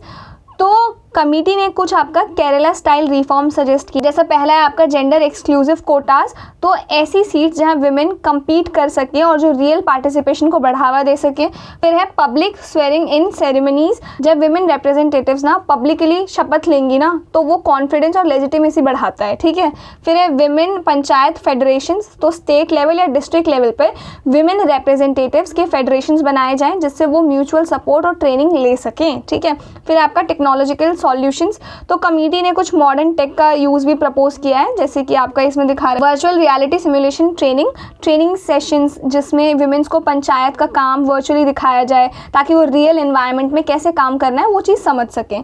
फिर है integrating AI powered query driven replies. मतलब कि AI टूल्स जो लोकल लैंग्वेजेस में इलेक्टेड वुमेन को रियल टाइम लीगल एडवाइस दे सके ऐसे, ताकि उनके राइट्स रूल्स प्रोसीजर वगैरह उनको पता चल सके, उनको इस सिचुएशन में किस तरीके से उसको हैंडल करना है वो पता लग सके। देन है आपका अकाउंटेबिलिटी मैकेनिज्म। तो अब ये इसलिए है ताकि भाई ट्रांसपेरेंसी आ सके और पब्लिक इन्वॉल्वमेंट आपका बढ़ सके, जिसमें आपका पहला है हेल्पलाइंस। जैसे आपका प्रॉक्सी इंटरफेरेंस हो रही है उसको रोकने के लिए कोई रिपोर्ट कर दे तो वो हेल्पलाइंस होनी चाहिए। वॉच डॉग कमिटीज़ होनी चाहिए। लोकल लेवल पर निगरानी कमिटीज़ बनाए जाएँ जो एक्चुअल पार्टिसिपेशन ट्रैक करें। फिर आपका विसल ब्लोअर रिवॉर्ड होना चाहिए। जो लोग प्रॉक्सी लीडरशिप को एक्सपोज करते हैं उनको इंसेंटिव्स या उनको किसी भी तरीके का रिवॉर्ड दिया जाना चाहिए, ठीक है। फिर है यूज़ ऑफ पंचायत निर्णय पोर्टल। तो पंचायत निर्णय पोर्टल का यूज़ करके सिटीजन्स ट्रैक कर सकें कि जो इलेक्टेड हैं मेंबर अभी वो ये मीटिंग में जा रहे हैं नहीं जा रहे हैं, क्या डिसीजन मेकिंग में वो एक्टिवली इन्वॉल्व हो रहे हैं नहीं हो रहे हैं। तो इससे ना real time public accountability possible होती है, ठीक है। तो ये जो रिफॉर्म्स है ना ये काफ़ी ज़्यादा फॉरवर्ड लुकिंग है, जिसमें हम लोग law take social reform basically हम लोग हर तरीके से हम लोग देख रहे हैं कि अगर तो वुमेन पार्टिसिपेशन इसलिए कम हो रहा है क्योंकि वुमेन खुद नहीं आना चाहती हैं, कि उनको लग रहा है वो डिसीजन मेकिंग में इन्वॉल्व नहीं हो सकती हैं, तो उनको ट्रेन करो भाई। तो ट्रेनिंग के लिए भी बता दिया हमने। दूसरा, अगर ऐसा है कि उन पे ज़बरदस्ती ये किया जा रहा है कि प्रॉक्सीज आ रहे हैं तो भाई उसके खिलाफ भी पेनल्टीज़ वगैरह लगाओ और उनको हटाओ वहाँ से, ठीक है।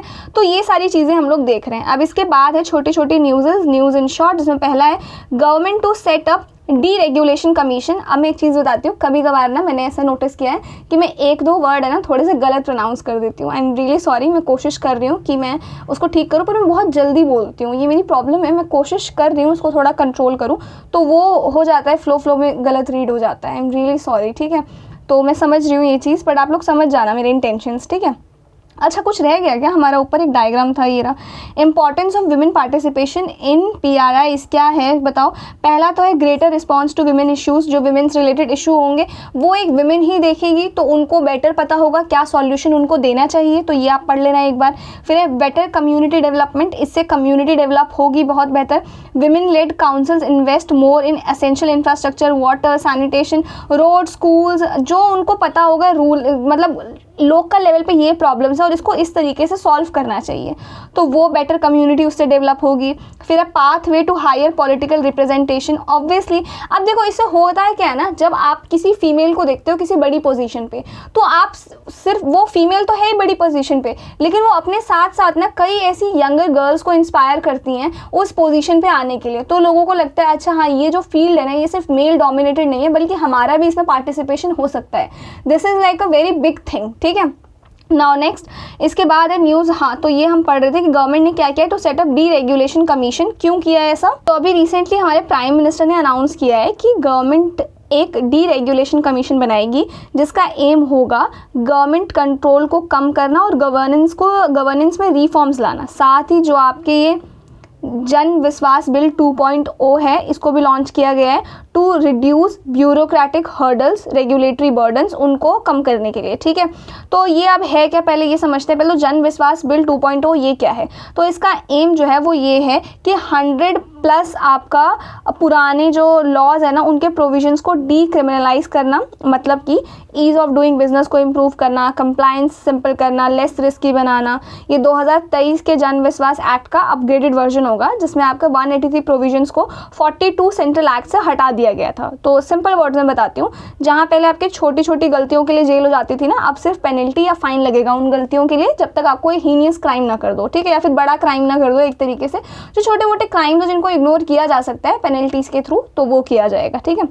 नाउ अब डीरेगुलेशन के बारे में समझते हैं। तो डीरेगुलेशन का मतलब क्या होता है। डीरेगुलेशन का मतलब है कि किसी इंडस्ट्री या सेक्टर से गवर्नमेंट के अननेसेसरी रूल्स या अप्रूवल्स को कंट्रोल करना, उनको हटा देना या उनको कम कर देना। गवर्नमेंट, हमको ऐसा फील हो रहा है कि गवर्नमेंट ज़रूरत से ज़्यादा किसी एक पर्टिकुलर सेक्शन में अपना इंटरफेरेंस करती जा रही है, तो उस चीज़ को कम करना, ठीक है। अब बात करते हैं ग्लोबल डीरेगुलेशन इनिशिएटिव्स की। तो ग्लोबली क्या हाल है, तो अगर बात करें यूएसए में, तो यूएसए में आपका department of government efficiency DOGE है। यूके की बात करें तो बेटर रेगुलेशन फ्रेमवर्क है। न्यूजीलैंड की बात करें तो मिनिस्ट्री ऑफ रेगुलेशंस है। तो ये सारे डिपार्टमेंट्स हैं ग्लोबली जो ये लुक आफ्टर करते हैं कि गवर्नमेंट कहीं ज़रूरत से ज़्यादा इंटरफेरेंस ना करने लग जाए, ठीक है। अब इसका सिग्निफिकेंस क्या है इन फ्यूलिंग इकोनॉमिक एक्टिविटी। तो पहला तो है बूस्ट ग्रोथ। तो डीरेगुलेशन से इन्वेस्टमेंट बढ़ती है, आपका रेड टेप कम होता है। इंडिया को ऑलमोस्ट 8% ग्रोथ चाहिए, तो इन्वेस्टमेंट रेशियो को 31% से 35% ऑफ GDP तक ले जाना होगा, ठीक है। इसमें जैसे एग्जांपल आपका दे रखा है जापान एंड चाइना का। इन्होंने डीरेगुलेशन के जरिए हाई ग्रोथ अचीव किया है। देखो हो क्या रहा है, गवर्नमेंट किसी सेक्टर में अगर बहुत ज़्यादा इन्वॉल्व हो रही है, बहुत ज़्यादा इंटरफेरेंस कर रही है, तो स्ट्रिक्ट हो गया है वो एनवायरनमेंट। जितना वो ग्रो हो सकता था उतना ग्रो हुआ नहीं है, ठीक है। तो डीरेगुलेशंस के थ्रू जैसे जापान और चाइना ने ग्रोथ अचीव कर लिया, इसका एग्जांपल हम लोग देख रहे हैं। तो हो सकता है सिमिलर वे में इंडिया भी कर ले, ठीक है। फिर एनहांस इकोनॉमिक फ्रीडम। तो जब अननेसेसरी अप्रूवल्स और जेल वगैरह ये सारे थ्रेट्स जो है कम हो जाते हैं ना, तो एंटरप्रेन्योर्स जो है ना वो खुल के काम कर सकते हैं। उनको पता रहता है कि ये फालतू में ऐसा नहीं है कि इंपोर्ट करने के लिए मुझे 50 फॉर्म भरने पड़ेंगे, गवर्नमेंट को 50 जवाब देने पड़ेंगे। तो वो बंदा हार जाता है वहीं पे, जो ज़्यादा नॉलेजेबल नहीं है लेकिन जिसके पास स्किल्स हैं, ठीक है, एंटरप्रेन्योर, उसको पता है कि वो कर सकता है, वो विद टाइम सीखेगा। तो वो पहले ही डर जाता है गवर्नमेंट के इतने सारे एक्शंस देख के, ठीक है। तो वो चीज़ें थोड़ी कंट्रोल हो जाएंगी, एंटरप्रेन्योर्स और खुल के काम कर सकेंगे। इसमें एग्जाम्पल दे रखा है जन विश्वास एक्ट 2023 का। इसने 183 प्रोविजंस को डीक्रिमिनलाइज किया था, जिससे आपके बिजनेस कंप्लायंस इजी हो गया था। फिर आपका बात करते हैं रिड्यूसेस MSME कंप्लायंस कॉस्ट। तो MSME के पास ना लॉयर्स होते हैं ना कंप्लायंस टीम होती है। MSME का मतलब होता है आपका micro small and medium enterprises, मतलब कि जो छोटे लेवल पे स्टार्टअप्स होते हैं, कंपनीज होती हैं, तो उनके पास ऑब्वियसली अपने खुद के लॉयर्स तो होंगे नहीं, ना कंप्लायंस टीम होगी। तो डीरेगुलेशन से ना उनका टाइम, पैसा और एफर्ट बचता है। इसमें एग्जाम्पल भी दे रखा है, हरियाणा और तमिलनाडु ने बिल्डिंग रेगुलेशन सिंप्लीफाई किया फॉर स्मॉल बिजनेसेस, ठीक है, जिससे वो काम कर सकें। नेक्स्ट है एनहांस कॉम्पिटिटिव फेडरलिज्म। तो जब एक स्टेट डीरेगुलेशन करके ग्रो करता है, दूसरा स्टेट भी उससे सीखता है और उन रिफॉर्म्स को अडॉप्ट करता है। For example Andhra Pradesh, Karnataka and Haryana, इन्होंने ना विमेन का जो था ना प्लान की नाइट शिफ्ट में काम नहीं कर सकते, बैन था, उसको थोड़ा सा रिलैक्स किया, जिससे एम्प्लॉयमेंट अपॉर्चुनिटीज़ क्या हो गई, बढ़ गई, ठीक है। फिर बात करते हैं यहाँ पे प्रेसिडेंट्स रूल इन मणिपुर। तो प्रेसिडेंट्स रूल आप लोगों ने पॉलिटी में पढ़ा होगा। इन केस अगर नहीं पढ़ा है तो मैं फटाफट बता देती हूँ उन लोगों को जिनका स्टैटिक कवर नहीं है। प्रेसिडेंट रूल का मतलब होता है, देखो स्टेट में गवर्नर होता है और चीफ मिनिस्टर होता है। गवर्नर जो है वो गवर्नर एक तरीके से प्रेसिडेंट का आदमी है जो स्टेट पे नज़र रख रहा है कि स्टेट जो है कॉन्स्टिट्यूशन के अकॉर्डिंग काम कर भी रहा है कि नहीं कर रहा है। तो गवर्नर अगर नोटिस करता है कि ये स्टेट जो है ना अनकॉन्स्टिट्यूशनली काम कर रहा है, तो गवर्नर प्रेसिडेंट को लेटर लिखता है, बोलता है कि ये स्टेट जो है ना कॉन्स्टिट्यूशन के तरीके से काम नहीं कर रहा है, तो अब आप इस स्टेट पर अपना कब्जा बना लो। तो प्रेसिडेंट फिर क्या करता है, उस स्टेट के लेजिस्लेचर, चीफ मिनिस्टर सबको हटा देता है और अपना रूल लाता है उस स्टेट पे, और तब तक लाता है जब तक वहाँ की कंडीशन जो है ठीक ना हो जाए और वापस इलेक्शंस कंडक्ट ना हो जाए, ठीक है। तो तब तक उस पर प्रेसिडेंट ही है जो उस स्टेट की देखभाल करता है, और टेक्निकली बोलूँ तो प्रेसिडेंट के बिहाफ पे गवर्नर करता है उस स्टेट की देखभाल, ठीक है। लेकिन कब होता है वो, जब वो स्टेट अनकॉन्स्टिट्यूशनली काम कर रहा है। तो मणिपुर में कुछ वही हुआ कि प्रेसिडेंट ऑफ इंडिया ने एक प्रोक्लेमेशन इशू कर दिया, प्रेसिडेंट रूल लगेगा मणिपुर पे, यानी कि मणिपुर का जो अपना जो भी होगा चीफ मिनिस्टर, स्टेट लेजिस्लेचर, वो सारा हट जाएगा और प्रेसिडेंट जैसे चाहेंगे वैसे वो स्टेट जो है वो फंक्शन होगा। अब ऐसा क्यों हुआ देखो, तो ये आपका 11th टाइम है। लास्ट टाइम आपका 2001 और 2 में लगा था ऐसा इम्पोजिशन, जहाँ पर उसको रिप्लेस करके स्टेट गवर्नमेंट को रिप्लेस कर दिया गया था और प्रेसिडेंट रूल लगा दिया गया था। ये आपका 11th टाइम है जो ऐसा हुआ है, ठीक है।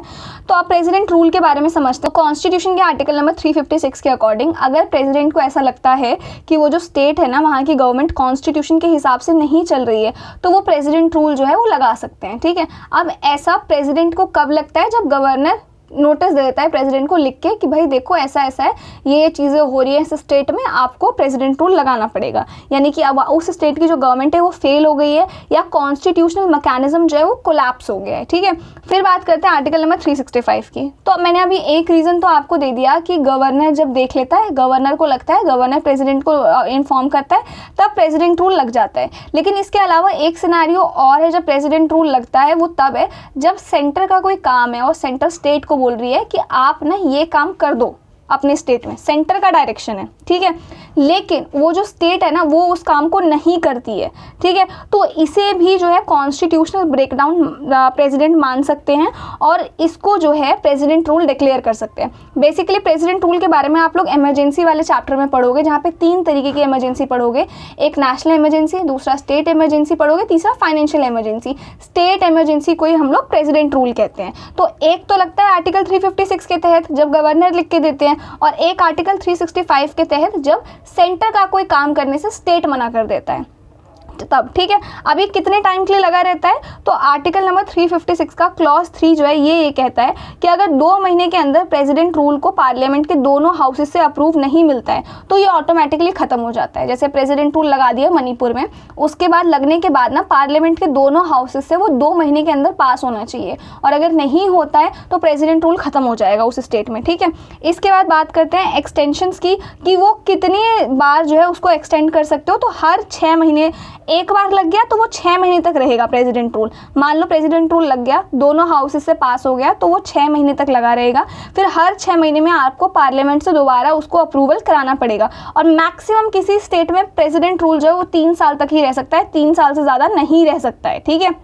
अब रिवोकेशन कब होता है, कब प्रेसिडेंट रूल और कैसे हटाया जाता है, तो प्रेसिडेंट रूल जो है ना, प्रेसिडेंट कभी भी दूसरा प्रोक्लेमेशन इशू करते हैं कि इस स्टेट से प्रेसिडेंट रूल जो है वो हट रहा है, तो प्रेसिडेंट रूल हट जाएगा। प्रोक्लेमेशन मतलब नोटिस एक तरीके से बताते हैं कि प्रेसिडेंट रूल लग रहा है तो प्रोक्लेमेशन, प्रेसिडेंट रूल हट रहा है तो प्रोक्लेमेशन डलेगा। और कौन डालेगा, प्रेसिडेंट डालेंगे, ठीक है। तो अब इसके कॉन्सिक्वेंसेस क्या होते हैं प्रेसिडेंट रूल के, तो प्रेसिडेंट के पास ना एक्स्ट्राऑर्डिनरी पावर हो जाती है और प्रेसिडेंट के बिहाफ पे उस स्टेट का सारा काम जो है वो कौन संभालते हैं, गवर्नर संभालते हैं। समझ में आ गया, सब कुछ जो है वो गवर्नर संभालने लगते हैं। साथ ही प्रेसिडेंट जो है ना ट्रांसफर कर सकते हैं स्टेट लेजिस्लेचर के पास जितनी पावर्स होती है, जितनी भी किसी भी सब्जेक्ट पे कानून बनाने की पावर, वो किसको ट्रांसफर कर सकते हैं, पार्लियामेंट को ट्रांसफर कर सकते हैं, ठीक है। लेकिन प्रेसिडेंट रूल जो है ना हाई कोर्ट के फंक्शनिंग को इम्पैक्ट नहीं करता है बिल्कुल भी। हाई कोर्ट जैसा चल रहा है वैसा ही चलता है प्रेसिडेंट रूल के दौरान भी, ठीक है। तो ये काफ़ी इंपॉर्टेंट है क्योंकि इसका आपका जिक्र एकदम पॉलिटी में डायरेक्ट है, एकदम स्टैटिक का पार्ट है, तो ये आपको पता होना चाहिए। इसके बाद है union cabinet approves the revised Waqf amendment bill 2024। But इसको करने से पहले एक बार जरा ऊपर देखो, यहाँ पे SR Bommai versus union of India 1994 का केस, सुप्रीम कोर्ट ने कहा था कि proclamation under article 356 was subject to judicial review. अच्छा हाँ, मैं बताती हूँ। तो आर्टिकल नंबर 356 यानी कि जब गवर्नर लिख के देंगे ना प्रेसिडेंट को कि ये स्टेट अनकॉन्स्टिट्यूशनल तरीके से चल रहा है, तो जज जो है उसको चेक भी कर सकते हैं सुप्रीम कोर्ट की कि क्या गवर्नर ने प्रेसिडेंट के अपने प्रॉफिट के लिए तो ऐसा नहीं किया है, ठीक है, ताकि उनके पास पावर आ जाए उस स्टेट की। तो इसका जुडिशियल रिव्यू भी हो सकता है, ठीक है।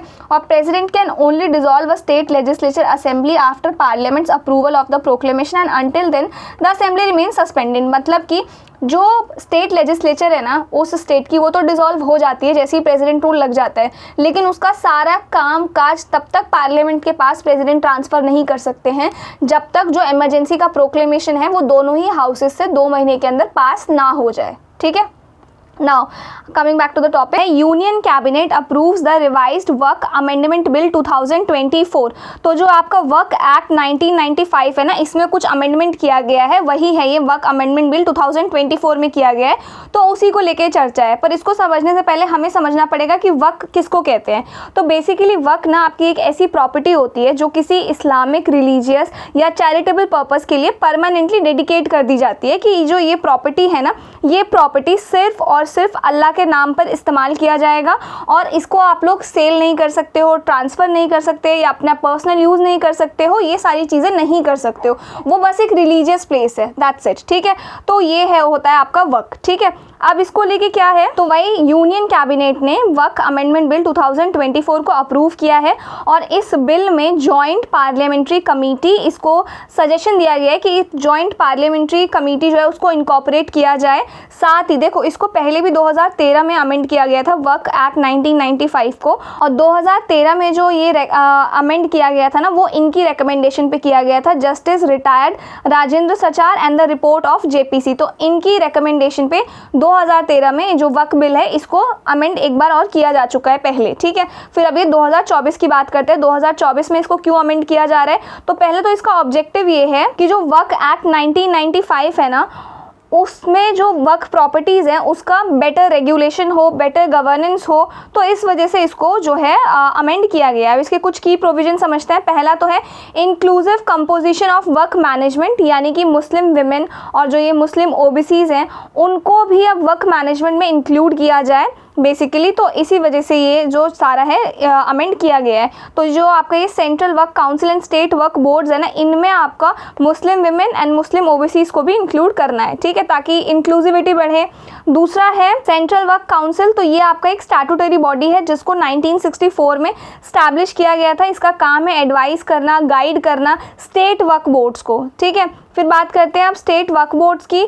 तो स्टेट वर्क बोर्ड को रिस्पॉन्सिबल बनाया गया है मेंटेनेंस के लिए, एडमिनिस्ट्रेशन के लिए और सुपरविजन के लिए। जो भी वर्क प्रॉपर्टीज़ है ना किसी भी स्टेट्स में, उनका जो देखभाल है वो कौन करेगा, ये स्टेट वर्क बोर्ड करेगा, ठीक है। इसके बाद है appeal on orders of tribunals.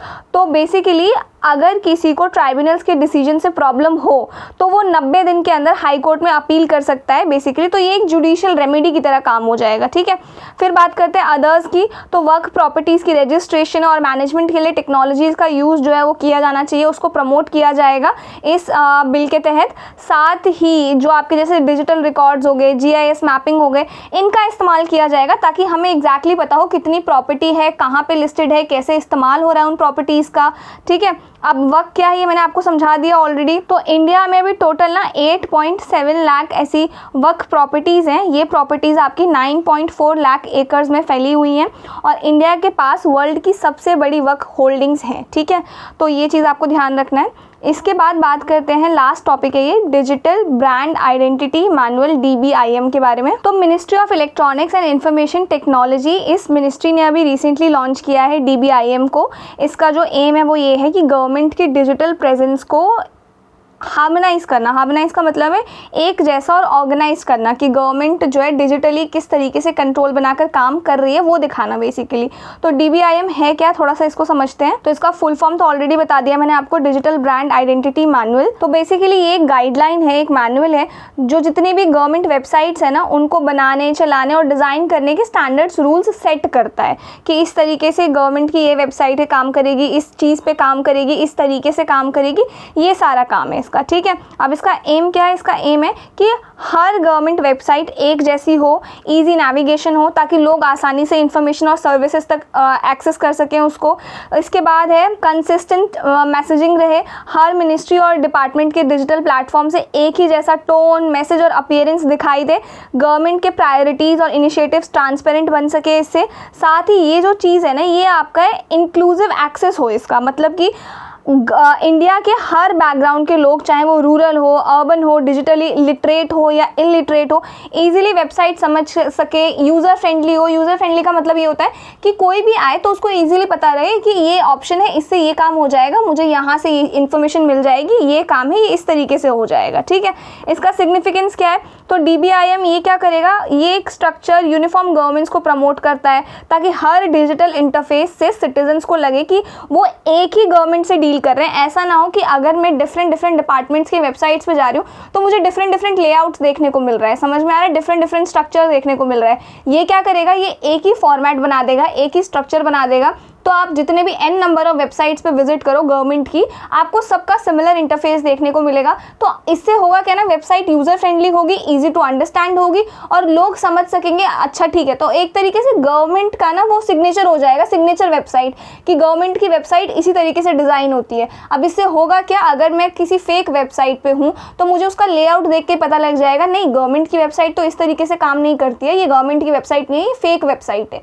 ठीक है, तो ये सारी चीज़ें हैं, बेसिकली ये काम करेगा। ठीक है, तो इससे ट्रस्ट, एफिशिएंसी और डिलीवरी दोनों, ये तीनों चारों चीज़ें जो है ये इंप्रूव हो जाएगी। ठीक है, तो बेसिकली ये आपका डिजिटल आइडेंटिटी, यूनिफॉर्मिटी और बेटर सर्विस डिलीवरी में काम करेगा। कौन सा, DBIM। क्लियर है ये चीज़। तो यहाँ हमारा पॉलिटी का सेक्शन जो है वो कम्प्लीटली पूरा हो चुका है। इसके बाद चलते हैं अब हमारे इंटरनेशनल रिलेशंस पे। मैं कोशिश कर रही हूँ कि आज इंटरनेशनल रिलेशंस भी करा दूँ और इकोनॉमी के 1-2 टॉपिक्स भी हैं जो डिस्कस कर लें हम, ताकि 3 वीडियोज़ के अंदर हमारा विजन IAS फरवरी वाला कंप्लीट हो जाए। ठीक है, तो इसमें पहला टॉपिक है हमारे पास जियो इकोनॉमिक फ्रेगमेंटेशन। तो इसको समझने से पहले ना एक चीज़ हमें समझनी पड़ेगी, ग्लोबलाइजेशन। तो ग्लोबलाइजेशन में क्या होता है, हर एक कंट्री चाहती है कि वो दूसरी जितनी भी कंट्रीज़ हैं उनके साथ एक तरीके से पार्टनरशिप बना के रखें, जैसे ट्रेड कर सके, जिससे वो लोग आपस में बातचीत कर सके, जो भी मिलिट्री एक्सरसाइजेज हैं वो आपस में कंडक्ट कर सके, तो बेसिकली दोस्ती हो सके।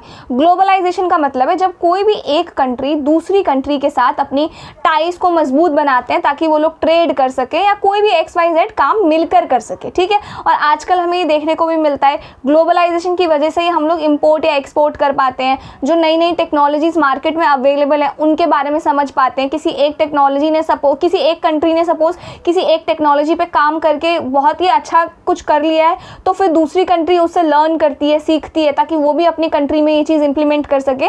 तो ये सारी चीज़ें जो है ये हमको ग्लोबलाइजेशन के बाद से देखने को मिलती हैं। ठीक है, और ग्लोबलाइजेशन आपका 1991 से ही हमें देखने को मिलता है और इंडिया भी इसी ग्लोबलाइजेशन का पार्ट है और इसी वजह से हम लोग ट्रेड या ये सारी चीज़ें जो है कर पाते हैं। तो ग्लोबलाइजेशन आई होप समझ में आ गया होगा। अब ये जियो इकोनॉमिक फ्रेगमेंटेशन, ये जो टर्म है ना, ये ग्लोबलाइजेशन का जस्ट उल्टा है जो अब हमें देखने को मिल रहा है। इससे होता क्या है, अगर आप लोगों ने जनवरी का इंटरनेशनल रिलेशन पढ़ा होगा, उसमें हम लोगों ने एक टॉपिक पढ़ा था मिनीलेटरलिज्म एंड मल्टीलेटरलिज्म।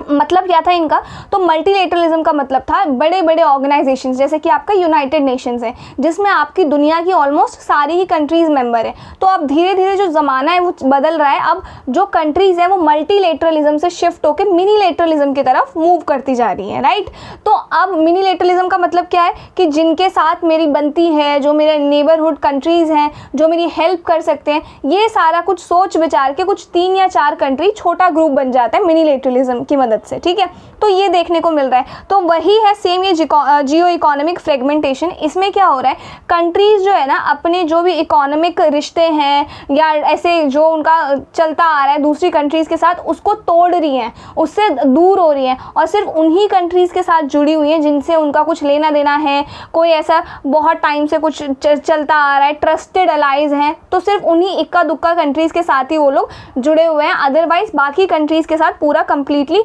ग्लोबल इकोनॉमी जो है वो कट ऑफ कर रहे हैं। समझ में आ रहा है? तो ये मतलब होता है आपका जियो इकोनॉमिक फ्रेगमेंटेशन का।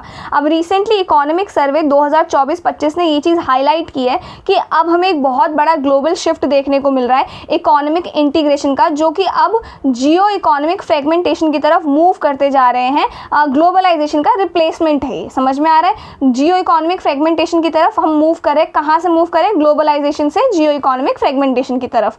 क्लियर है ये चीज़? अब जियो इकोनॉमिक फ्रेगमेंटेशन है क्या? तो न्यू ग्लोबल रियलिटी, यानी कि अब जो फ्यूचर आ रहा है ना, हमको उसमें ऐसा ही देखने को मिलेगा जो अब पहले हम लोग देखते थे कि इतने बड़े बड़े ग्रुप्स बनते थे, हर कंट्री का ऑलमोस्ट हर दूसरे कंट्री के साथ इकोनॉमिक रिश्ता बना हुआ था, वो अब हमें कम देखने को मिलेगा। ठीक है, तो वही बात कर रहे हैं। तो जियो इकोनॉमिक फ्रेगमेंटेशन क्या है? रिवर्स है ग्लोबल इकोनॉमिक इंटीग्रेशन का। ग्लोबल इकोनॉमिक इंटीग्रेशन होता है आपका ग्लोबलाइजेशन। ठीक है, तो ये हमें देखने को मिल रहा है। साथ ही इसके बाद फ्रेंड शोरिंग। फ्रेंड शोरिंग क्या है? जब कंट्रीज सप्लाई चेन्स को शिफ्ट करती हैं टूवर्ड्स पॉलिटिकल या इकोनॉमिक एलाइज। फॉर एग्जांपल, जैसे कि एप्पल ने कुछ आईफोन प्रोडक्शन चाइना से हटाकर इंडिया में शिफ्ट किया, क्योंकि India is seen as trusted democratic partner for Apple. Clear है ये चीज़? तो ये चीज़ें हमें अब देखने को मिल रही है कि जो मेरी मदद करेगा, जो जिससे मेरा लेना देना है बेसिकली, मैं सिर्फ उसी के साथ अपने इकोनॉमिक टाइज बनाऊंगा। उसके अलावा जितनी अदर कंट्रीज़ है जिनसे ऐसा कुछ मेरा वो नहीं है, उसको मैं रिप्लेस करूँगा। आप समझ में आ रहा है, ये चीज़ है मतलब आपका इसका। इसके बाद नियर शोरिंग की बात करें तो जब कंपनीज अपने सप्लायर्स को नियर बाय कंट्रीज़ में शिफ्ट करती हैं, फॉर एग्जांपल जैसे आपका इसमें दे रखा है कि एक जर्मन कंपनी है, उसने कस्टमर सर्विस का काम जो है पोलैंड में शिफ्ट करती है वो, ठीक है। तो ये क्या हुआ, ज्योग्राफिकल क्लोज और कल्चरली स्टेबल हो गया वहाँ पे। तो ये एग्जांपल है नियर शोरिंग का। फिर बात करते हैं चैनल्स ऑफ जीईएफ, यानी कि जीईएफ सिर्फ ट्रेड तक ही वो नहीं है बल्कि मल्टीपल एरियाज़ में भी हमको देखने को मिल रहा है। यानी कि जीईएफ जो है हम लोग ये जियो इकोनॉमिक फ्रेगमेंटेशन, ये ऐसा नहीं है कि मैं इकोनॉमिक अलाइज तोड़ रहा हूँ तो मतलब मैं आपके साथ कोई इंपोर्ट या एक्सपोर्ट नहीं करूँगा। सिर्फ ये चीज़ वहीं तक सीमित नहीं है बल्कि डिफरेंट एरियाज़ में भी हमको वो रिश्ते जो है वो टूटते नज़र आ रहे हैं। जैसे कि क्या कौन से वो एरियाज़ है, पहला तो वही है आपका ट्रेड रेस्ट्रिक्शन, जो मैंने बताया इंपोर्ट एक्सपोर्ट में आप लोग लिमिटेड ही इंपोर्ट एक्सपोर्ट कर रहे हो क्योंकि बहुत ज़्यादा टैक्स लगा दे रही है दूसरी कंट्री, बैन कर दे रही है या कोटास जैसी सिचुएशन क्रिएट कर दे रही है इस वजह से। दूसरा है आपका रिड्यूस्ड कैपिटल मूवमेंट्स, तो क्रॉस बॉर्डर इन्वेस्टमेंट में हमें डिक्लाइन देखने को मिल रहा है, फॉरेन डायरेक्ट इन्वेस्टमेंट में हमें रेस्ट्रिक्शंस देखने को मिल रही हैं। फिर है आपका टेक्नोलॉजी डिफ्यूजन, टेक डीकपलिंग। तो मैं आपको बताती हूँ टेक्नोलॉजी डीकपलिंग होती क्या है। तो कंट्रीज़ ना अब हाई टेक एरियाज जैसे कि आपका सेमीकंडक्टर्स, एआई, टेलीकॉम में अपने डोमेस्टिक सिस्टम्स बनाने लग रही है। इसका रीज़न है national security, IP protection, data privacy. तो ये सारी रीजंस की वजह से। अब जैसे इसमें आपका एग्जांपल दे रखा है chips and science act 2022, semiconductors का लोकल प्रोडक्शन हो सके इस वजह से है।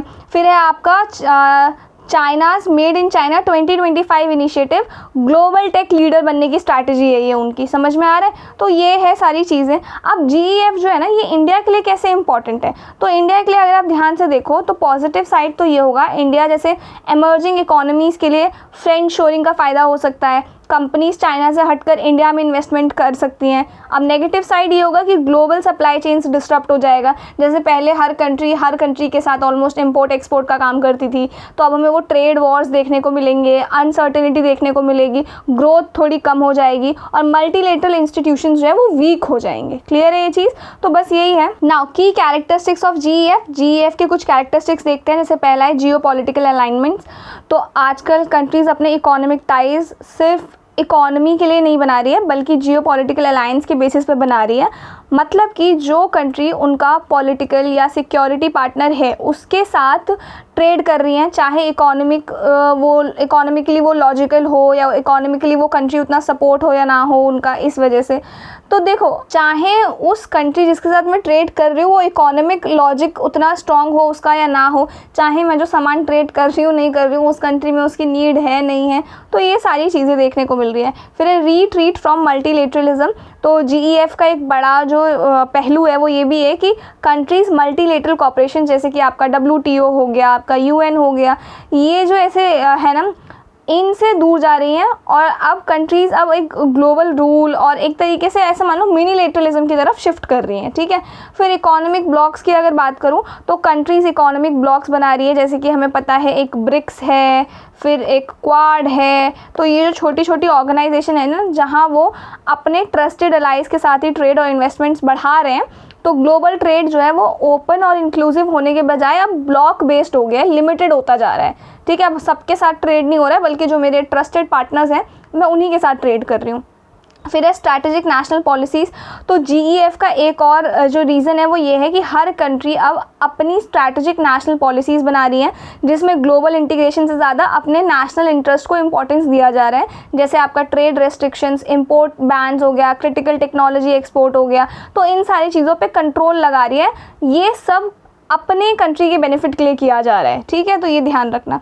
इसके बाद है हमारे पास अब इस चीज़ का इम्पैक्ट क्या देखने को मिल रहा है हमको, इम्पैक्ट ऑफ जीईएफ। तो पहला है इकोनॉमिक आउटपुट लॉसेस। मतलब जब एक कंट्री एक दूसरे पर ट्रेड बैरियर्स लगाते हैं ना, जैसे टैरिफ लगा दिया, हाई टैक्सेस लगा दिए, कोटाज लगा दिए, मतलब रेस्ट्रिक्शन लगा दिए कि आप सिर्फ 10 ही आइटम हैं जो सेल कर सकते हो हमारे कंट्रीज़ पे, या बहुत ही स्ट्रिक्ट रूल्स एंड रेगुलेशन लगा दिए, तो ग्लोबल ट्रेड वो कम हो जाता है और इसका सीधा असर जो होता है वो होता है दुनिया की इकोनॉमिक ग्रोथ ग्रोथ पर सभी कंट्रीज़ का जीडीपी जो है वो धीरे धीरे बढ़ने लगता है, ठीक है।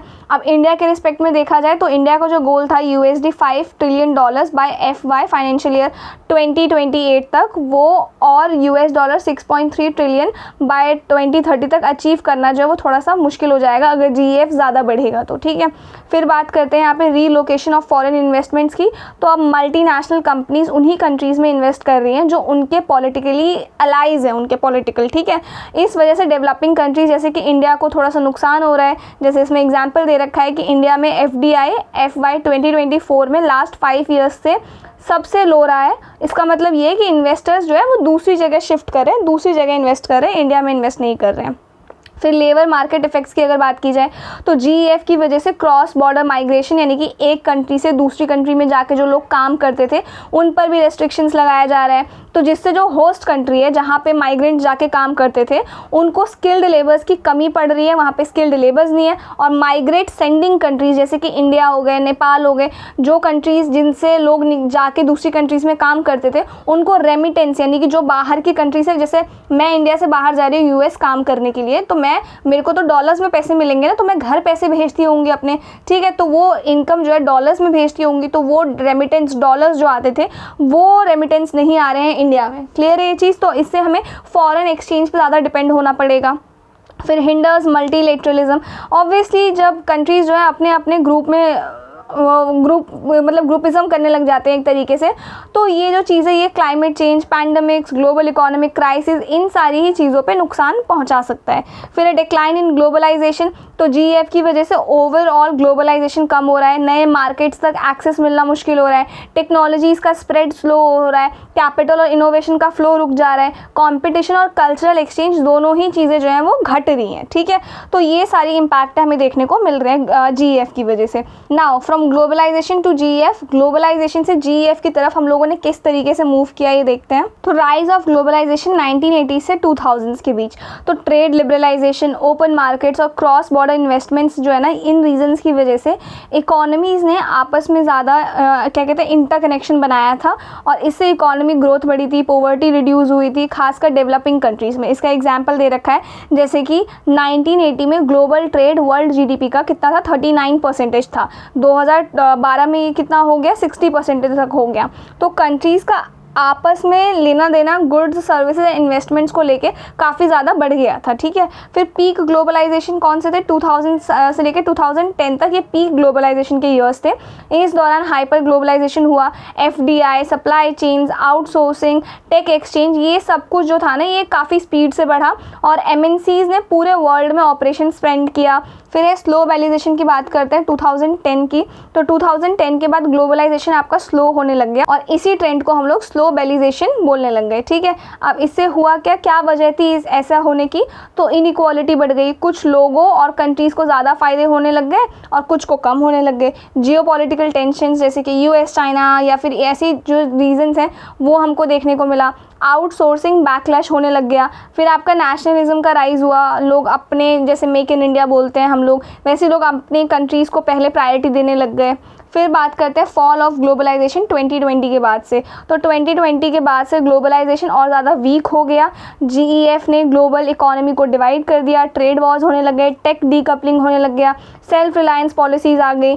तो अब इन्हीं कारणों की वजह से हमें जो है ग्लोबलाइजेशन से GEF तक का शिफ्ट हमें देखने को मिल रहा है। अब वे फॉरवर्ड सॉल्यूशन क्या है इस चीज़ को लेके, तो पहला है स्ट्रेंथनिंग डोमेस्टिक सप्लाई चेन्स। तो इंडिया को अपने क्रिटिकल सेक्टर्स जैसे कि आपका मैन्युफैक्चरिंग हो गया, एनर्जी हो गया, टेक्नोलॉजीज़ हो गया, इनमें सेल्फ रिलायंट बनना होगा। फिर है खनिज विदेश इंडिया लिमिटेड, ये जो इनिशिएटिव है ना ये एक जॉइंट वेंचर है, लिथियम, कोबाल्ट जैसे इंपॉर्टेंट मिनरल्स को ओवरसीज़ कंट्रीज जैसे कि आपका अर्जेंटीना, ऑस्ट्रेलिया और चिली हो गया, इनसे सिक्योर करने के लिए बनाया गया है ये, ठीक है।